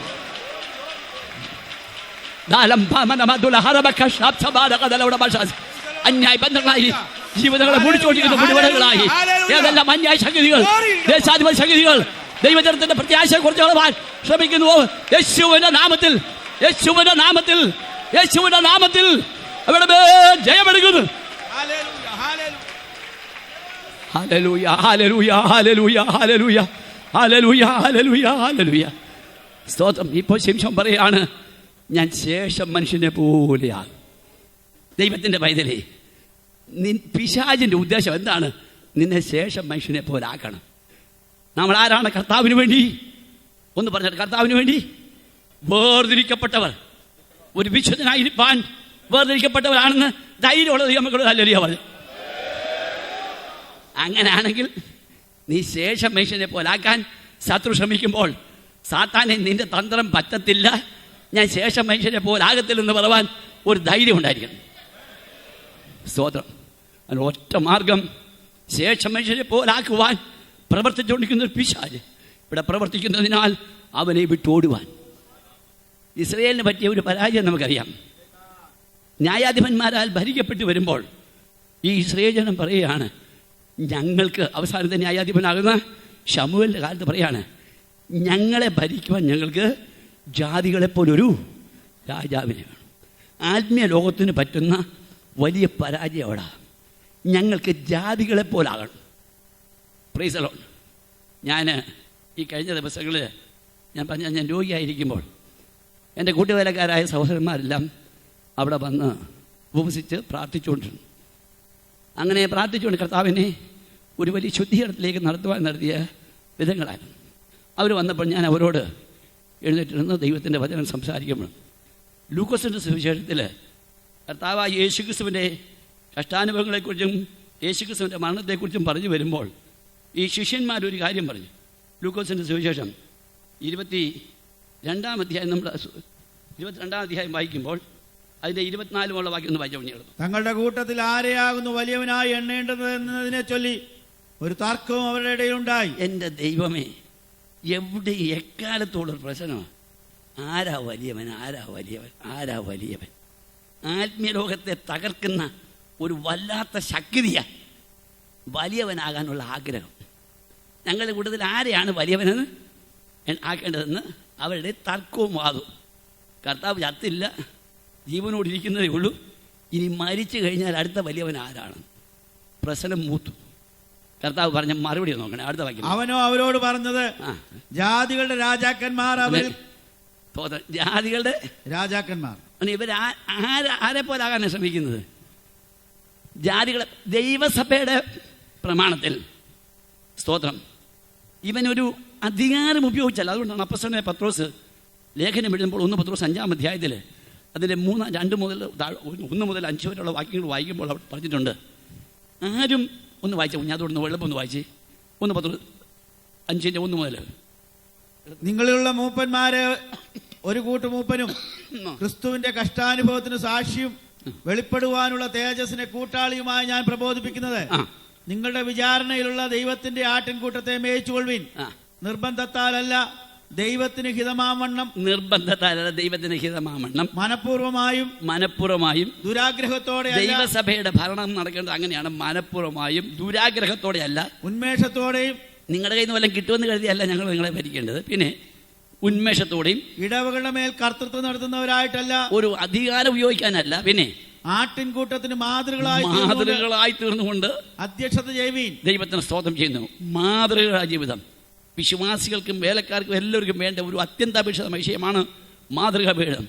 1 അധ്യായത്തിൻ്റെ 6-ാം വാക്യം വായിക്കുമ്പോഴും അവിടെ പറഞ്ഞിട്ടുണ്ട്, അങ്ങനെ മക്കദോനിയുള്ള എല്ലാവർക്കും അവർ വിശ്വസിക്കുന്നവർക്ക് മാതൃകയുള്ളവരായിരുന്നു. മാതൃകാ ജീവിതം ഈ ദുബൈയിലായിരിക്കും. ദൈവങ്ങളോട് ഞാൻ പറയട്ടെ, ഒരു മാതൃക സഹോദരന്മാരെ വേഷത്തിലും ഭൂഷണത്തിലും സംസാരത്തിലും ഇടപാടുകളിലും മാതൃകാ ജീവിതം എത്ര ദൈവമക്കൾ ഏൽപ്പിച്ചു കൊടുക്കാൻ മനസ്സുണ്ടോ? ഈ വാസ്തവമായി ജയമെടുക്കാൻ പോവുകയാണ്. ശേഷം മനുഷ്യരെ പോലെ ആകുവാൻ, ശേഷം ജാതികളെ പോലെ ഞങ്ങൾക്കൊരു രാജാവിനെ വേണം. കർത്താവ് പറഞ്ഞ മറുപടി എന്നറിയാവോ? അവർ ശമൂവേലേ, നിന്നെയല്ല, ഞാൻ അവരെ ഭരിക്കാതെ വണ്ണം. ദൈവസഭയെ ഭരിക്കേണ്ടത് സ്വർഗസ്വനായ ദൈവം. ദൈവസഭയെ ഭരിക്കേണ്ടത്, എന്നോട് ക്ഷമിക്കണം, കമ്മിറ്റിയല്ല. ദൈവസഭയെ ഭരിക്കേണ്ടത് ലോകത്തിലെ വ്യക്തികളല്ല. ദൈവസഭയെ ഭരിക്കേണ്ടത് പരിശുദ്ധാത്മാവിൻ്റെ നിയന്ത്രണമായിരിക്കണം. ആത്മാവിനെ അനുസരിച്ച് നടക്കുന്നെങ്കിൽ നമ്മളുടെ പ്രശ്നങ്ങൾക്കെല്ലാം പരിഹാരമുണ്ട്. ദൈവത്തിന് സ്തോത്രം. ഹല്ലേലൂയ. അതുകൊണ്ട് പരിശുദ്ധാത്മാവിനാൽ പണിയപ്പെടുന്ന ഒരു പണി ദൈവത്തിന് സ്തോത്രം ചെയ്യുന്നു. സാത്താൻ്റെ ആഗ്രഹം ശേഷം മനുഷ്യരെ പോലെ ജാതികളെ പോലെ നമ്മെ ആക്കുവാനാണെങ്കിൽ ഇന്ന് രാത്രി പറയണം, ഞങ്ങൾ ജാതികളെ പോലാകുകയില്ല, ജാതികളുടെ പഴിയിൽ ഞങ്ങൾ പോകുകയില്ല. ഇവിടെ കർത്താവ് പറഞ്ഞ മറുപടി കൂടെ നോക്കിയാട്ട്, ആരെ ജാതികൾ അവരിൽ കർത്തൃത്വം നടത്തുന്നവരെ ഉപകാരികളെന്ന് പറയുന്നു. ലൂക്കോസ് 22-ാം അധ്യായത്തിലെ വാക്യം പറയുന്നത്. പിന്നെ ഞാനോ നിങ്ങളോട് പറയുന്നത്, നിങ്ങളിൽ വലിയവനാകുവാൻ ഇച്ഛിക്കുന്നവരെല്ലാം ഇളയവനെ പോലെയും. ഇന്ന് രാത്രി ഇവിടെയുള്ള ദൈവമക്കളെല്ലാം ഞാൻ പറയട്ടെ, ഇവിടെ ചെറുപ്പ വലുപ്പ വ്യത്യാസം മാറ്റിവെച്ചിട്ട് വലിയവനാകുവാൻ ഇച്ഛിക്കുന്നവരെല്ലാം ഇളയവനെ പോലെയും, പിന്നെ നായകനാകുവാൻ ഇച്ഛിക്കുന്നവരെല്ലാം ശുശ്രൂഷിക്കുന്നവനെ പോലെയും ആകട്ടെ. ഇതാണ് ദൈവപ്രമാണം. ലോകത്തിൻ്റെ പ്രമാണം ഒരിടത്ത്, ദൈവത്തിൻ്റെ പ്രമാണമല്ല. ലോകത്തിൻ്റെ പ്രമാണത്തിൻ്റെ ഓപ്പോസിറ്റാണോ ദൈവത്തിൻ്റെ പ്രമാണം? ആകയാൽ ദൈവസഭ ദൈവത്തിൻ്റെ പ്രമാണപ്രകാരം പണിയപ്പെടണമെങ്കിൽ നമ്മെ പലപ്പോഴും ശേഷം ജാതികളെ പോലാക്കുവാൻ, ശേഷം മനുഷ്യരെ പോലാക്കുവാൻ ദുഷ്ടനാകുന്ന പിശാച് ശക്തമായി പോരാടുമ്പോൾ അവൻ്റെ തന്ത്രങ്ങളെ ഗ്രഹിച്ചുകൊണ്ട് ഞങ്ങൾക്ക് ശേഷം മനുഷ്യരെ പോലെ പോകേണ്ട കർത്താവേ, നിന്റെ ആലോചന പ്രകാരവും നിന്റെ ഗൈഡൻസിൽ, നിന്റെ നടത്തിപ്പിൻ കീഴിൽ നീ ഞങ്ങളെ ഭരിച്ചുകൊണ്ട് നടക്കുന്ന സഭകളായി മാറ്റുവാൻ ഇവിടെയുള്ള എല്ലാ പ്രിയപ്പെട്ടവരെ കർത്താവ് സഹായിക്കുമാറാകട്ടെ. ദൈവത്തിന് സ്തോത്രം. Price the Lord. ദൈവം നടത്തുന്ന സഭയ്ക്ക് പരാജയം വരികയില്ല. ദൈവം നടത്തുന്ന സഭയെ കർത്താവ് നോക്കിക്കോളും. സ്തോത്രം. ഞാൻ എൻ്റെ സഭയെ പണി. ഇവിടെ ശിംശോൻ പറയുകയാണ്, സ്തോത്രം, ഞാൻ ശേഷം മനുഷ്യനെ പോലെ ആയിത്തീരും. 3 പ്രാവശ്യം അവൻ കള്ളം പറഞ്ഞു. എൻ്റെ സഹോദര, കള്ളം പറയുന്ന സാഹചര്യമാണെങ്കിൽ എന്നിട്ട് ഓടിക്കോണേ. കള്ളം പറഞ്ഞ് നിന്റെ കൃപ പിന്നെയും നഷ്ടപ്പെടുത്താനല്ല ഇരിക്കേണ്ടത്. സ്വതം കർത്താവേ, ഞാൻ എൻ്റെ ലോകപരമായിട്ടുള്ള ജോലി ഉപേക്ഷിച്ചിട്ട് ലോകത്തിൽ ഒരു ബിസിനസ്സുമായിട്ട് മാവേലിക്കരയിരുന്നു. ഇവിടെ ഇരിക്കുന്ന പലർക്കും അറിയാം. ആ ബിസിനസ് ഇരിക്കുമ്പോൾ എനിക്കൊരു കാര്യം ധൈര്യമായിട്ട് പറയാൻ കഴിയായിരുന്നു. ഞാനൊരു കള്ളം എൻ്റെ ബിസിനസ്സിന് ലാഭത്തിന് വേണ്ടി അല്ല, ഒരു കാര്യത്തിന് കള്ളം പറയത്തില്ല. നഷ്ടം സഹിക്കേണ്ടി വന്നാലും ഞാൻ കള്ളം പറയത്തില്ലായിരുന്നു. അതെൻ്റെ ദേശത്തിന് ഒരു സാക്ഷ്യം പ്രാപിപ്പാൻ എൻ്റെ കർത്താവിനെ സഹായിച്ചിട്ടുണ്ട്. അത് ദൈവത്തിൻ്റെ കൃപയാണ്, മിടുക്കല്ല. ദൈവത്തിൻ്റെ സ്വാതന്ത്ര്യം നിങ്ങൾ മാവേലിക്കരത്തിൽ ആരോടും ചോദിച്ചു. ഞാൻ ഒരു കള്ളം പറയില്ലെന്നുള്ള സാക്ഷ്യം എൻ്റെ ദൈവത്തിൻ്റെ കൃപയാൽ പ്രാപിച്ചെടുക്കാൻ കർത്താവിനെ സഹായിച്ചിട്ടുണ്ട്. അതുകൊണ്ട് ദൈവമക്കളെ, നമുക്കൊരു സാക്ഷ്യം, ബോഷ്ക്ക് പറയുന്ന ഏവനുമുള്ള ഓഹരി തീയും ഗന്ധം കത്തുന്ന പൊയ്യമാകിയാൽ കള്ളം പറയുമെന്ന് നരകത്തിൽ പോകും. നീ വിശ്വാസിയ കാര്യമൊക്കെ ശരിയാ. കള്ളം പറഞ്ഞാൽ സഹോദരി, കള്ളം പറഞ്ഞാൽ നരകത്തിൽ പോവേ. അതുകൊണ്ട് ഓഫീസിലെ വല്ലതൊക്കെ മൂടിച്ചെടുത്തോട്ടൊക്കെ വന്നാൽ നരകത്തിൽ പോകുന്ന ഓർത്തോണം കേട്ടോ. അതൊക്കെ ഓർത്തേച്ച് ഒരു വിശുദ്ധ ജീവൻ ഏൽപ്പിച്ചു കൊടുത്തിരിക്കുന്നെങ്കിൽ ലോകത്തിൻ്റെ ഒരു കാര്യവും എനിക്ക് വേണ്ട എന്ന് പറഞ്ഞുകൊണ്ട് നമ്മളിവിടെ അന്യരും പരദേശികളുമായി പാർക്കുന്നു. ഇവിടെ പാർക്കുമ്പോൾ ഹല്ലേലൂയ, ലോകത്തോട് അനുരൂപപ്പെട്ടു പോകാനല്ല, യേശുവിനോട് അനുരൂപപ്പെട്ട് ജീവിപ്പാൻ ഇന്ന് രാത്രി ഒരു തീരുമാനമെടുക്കാം. ശിംശോൻ 3 പ്രാവശ്യം കള്ളം പറഞ്ഞു. 4ാമത്തെ പ്രാവശ്യം അവൻ്റെ മനസ്സ് തുറന്നു, അവൻ്റെ രഹസ്യം പറഞ്ഞു. അവൻ്റെ പ്രതിഷ്ഠ നഷ്ടപ്പെട്ടപ്പോൾ ശക്തി അവനിൽ നിന്നും പുറപ്പെട്ടു പോയി. പ്രതിഷ്ഠ നഷ്ടപ്പെട്ടപ്പോൾ ശക്തി അവന്, പരിശുദ്ധാത്മാവിനെ നഷ്ടമാക്കുന്ന ജീവിതത്തിൽ ഒരു ചെറിയ കാര്യം പോലും എൻ്റെ ജീവിതത്തിൽ വേണ്ട കർത്താവേന്ന് ഇന്ന് രാത്രി ദൈവസന്നിധിയിൽ ഒരു തീരുമാനമെടുക്കുവാൻ എത്ര പേർ തയ്യാറാകും? Price the Lord. നമ്മുടെ കണ്ണടയ്ക്കാൻ നമുക്ക് പ്രാർത്ഥിക്കാം. കർത്താവേ, പരിശുദ്ധാത്മാവിൻ്റെ ശക്തി എന്നിൽ നഷ്ടപ്പെട്ടു പോകുന്ന ഒരു ചെറിയ കാര്യം പോലും എൻ്റെ ജീവിതത്തിൽ ഉണ്ടാകരുതെന്ന് എത്ര ദൈവമക്കൾ പ്രാർത്ഥിക്കും? എൻ്റെ രക്ഷ നഷ്ടപ്പെടുന്ന ഒരു ചെറിയ കാര്യം പോലും എനിക്കുണ്ടാകരുത്. എൻ്റെ കർത്താവുമായിട്ടുള്ള ബന്ധം നഷ്ടപ്പെടുന്ന ഒരു ചെറിയ കാര്യം പോലും എനിക്കുണ്ടാകരുത്. ഒരു വിശുദ്ധ ജീവിതം ചെയ്തുകൊണ്ട് എൻ്റെ യേശുവിൻ്റെ രക്തത്താൽ ഞങ്ങൾ കഴുകപ്പെട്ടവരായി ഹല്ലേലൂയ നിന്റെ പ്രമാണത്തിനനുസരിച്ച് മുൻപോട്ട് പോകാൻ എന്നെ ഒരു പ്രാവശ്യം സമ്പൂർണ്ണമായി സമർപ്പിക്കുന്നതെന്ന് എത്ര പേര് സമ്പൂർണ്ണമായി സമർപ്പിച്ച് പ്രാർത്ഥിക്കും? എല്ലാ ദൈവങ്ങളും പ്രാർത്ഥിച്ചാട്ടെ, എല്ലാ ദൈവങ്ങളും പ്രാർത്ഥിച്ചാട്ടെ. ഇന്ന് രാത്രി ഒരു വെറുതെ പ്രസംഗം കേട്ട് പോകാനല്ല, ഹല്ലേലൂയ സാക്ഷാലാകുന്നത് പോലെ ദൈവത്തിൻ്റെ വചനമായി നിങ്ങൾ കൈക്കൊള്ളുന്നെങ്കിൽ ഇത് നിങ്ങളുടെ ജീവിതത്തിൽ പ്രയോജനമായി പറ്റുവാനായി തരും. അതുകൊണ്ട് നമുക്ക് എത്ര പേരെ ഏൽപ്പിച്ചു കൊടുത്ത് പ്രാർത്ഥിക്കും. കർത്താവേ, ഞങ്ങൾക്ക് സാമാന്യ ജീവിതം നയിപ്പാനല്ല, ശേഷം മനുഷ്യരെ പോലെ പോകാനല്ല. സ്വതം 1 Corinthians 3-ാം അധ്യായത്തിൻ്റെ 3-ാം വാക്യം വായിക്കുമ്പോൾ പറഞ്ഞിരിക്കുന്നത്, നിങ്ങളുടെ ഇടയിൽ ഈർഷ്യയും പിണക്കവും ഇരിക്കെ നിങ്ങൾ ശേഷം ജാതികളാണ്. സ്തോത്രം. ശേഷം മനുഷ്യരെ പോലാകും. വിശ്വാസികളെ, ഈർഷ്യയും പിണക്കം ഉണ്ടെങ്കിൽ നീ ശേഷം മനുഷ്യനെ പോലാകും. നീ ദൈവമായി ജീവിക്കാൻ ആഗ്രഹിക്കുന്നുവോ? യഹോവയ്ക്ക് വേണ്ടി വേർതിരിക്കപ്പെട്ടവരായി ജീവിക്കാൻ ആഗ്രഹിക്കുന്നുവോ? ശേഷം മനുഷ്യരെ പോലാകാൻ ആഗ്രഹിക്കുന്നു. സ്തോത്രം. എല്ലാവരും ചോദന ചെയ്താട്ട് നമുക്ക് നമ്മെ തന്നെ ഒന്ന് താഴ്ത്താം, നമ്മെ തന്നെ ഒന്ന് വിനയപ്പെടുത്താം, നമുക്ക് ഒന്നത്തൊന്ന് എളുപ്പപ്പെടുത്താം. എൻ്റെ കർത്താവ് വരാറായി, അവൻ്റെ വിശുദ്ധ സഭയെ ചേർക്കുവാൻ യേശു വരുന്നു. ഹല്ലേലൂയ. എത്ര ഏൽപ്പിച്ചുകൊണ്ട് പ്രാർത്ഥിക്കും. കർത്താവേ, നിന്റെ വരവെങ്കിൽ ഞാൻ നിന്നായി കാണുവാൻ എൻ്റെ ആത്മാവിനെയും എൻ്റെ പ്രാണനെയും എൻ്റെ ശരീരത്തെയും ഒന്ന് വിശുദ്ധീകരിക്കണമേ. ഇന്ന് രാത്രി എന്നെ സമ്പൂർണ്ണമായി സമർപ്പിക്കുന്നത് പറയാൻ ദൈവമായ കർത്താവ് നിങ്ങളെ സഹായിക്കുമാറാകട്ടെ. നമുക്ക് എല്ലാവർക്കും കൂടെ ഹല്ലേലൂയ ആത്മാർത്ഥമായിട്ട് പാടാൻ കഴിയുമെങ്കിൽ എല്ലാവരും ഒന്ന് എഴുന്നേറ്റിട്ട് നമുക്കൊന്ന് പറയും പാടാം. മുറ്റും ഞാൻ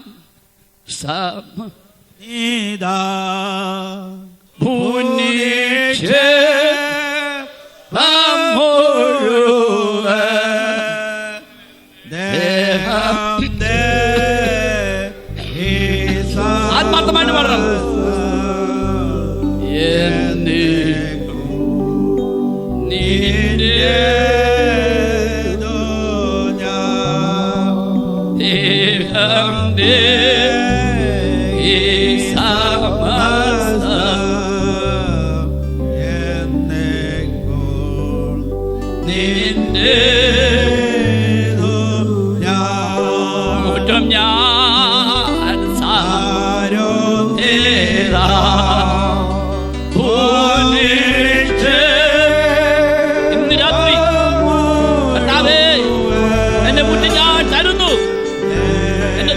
ഈ ആത്മാവ് അശേഷ നിമിഷത്തിനായി സമർപ്പിക്കുന്നു.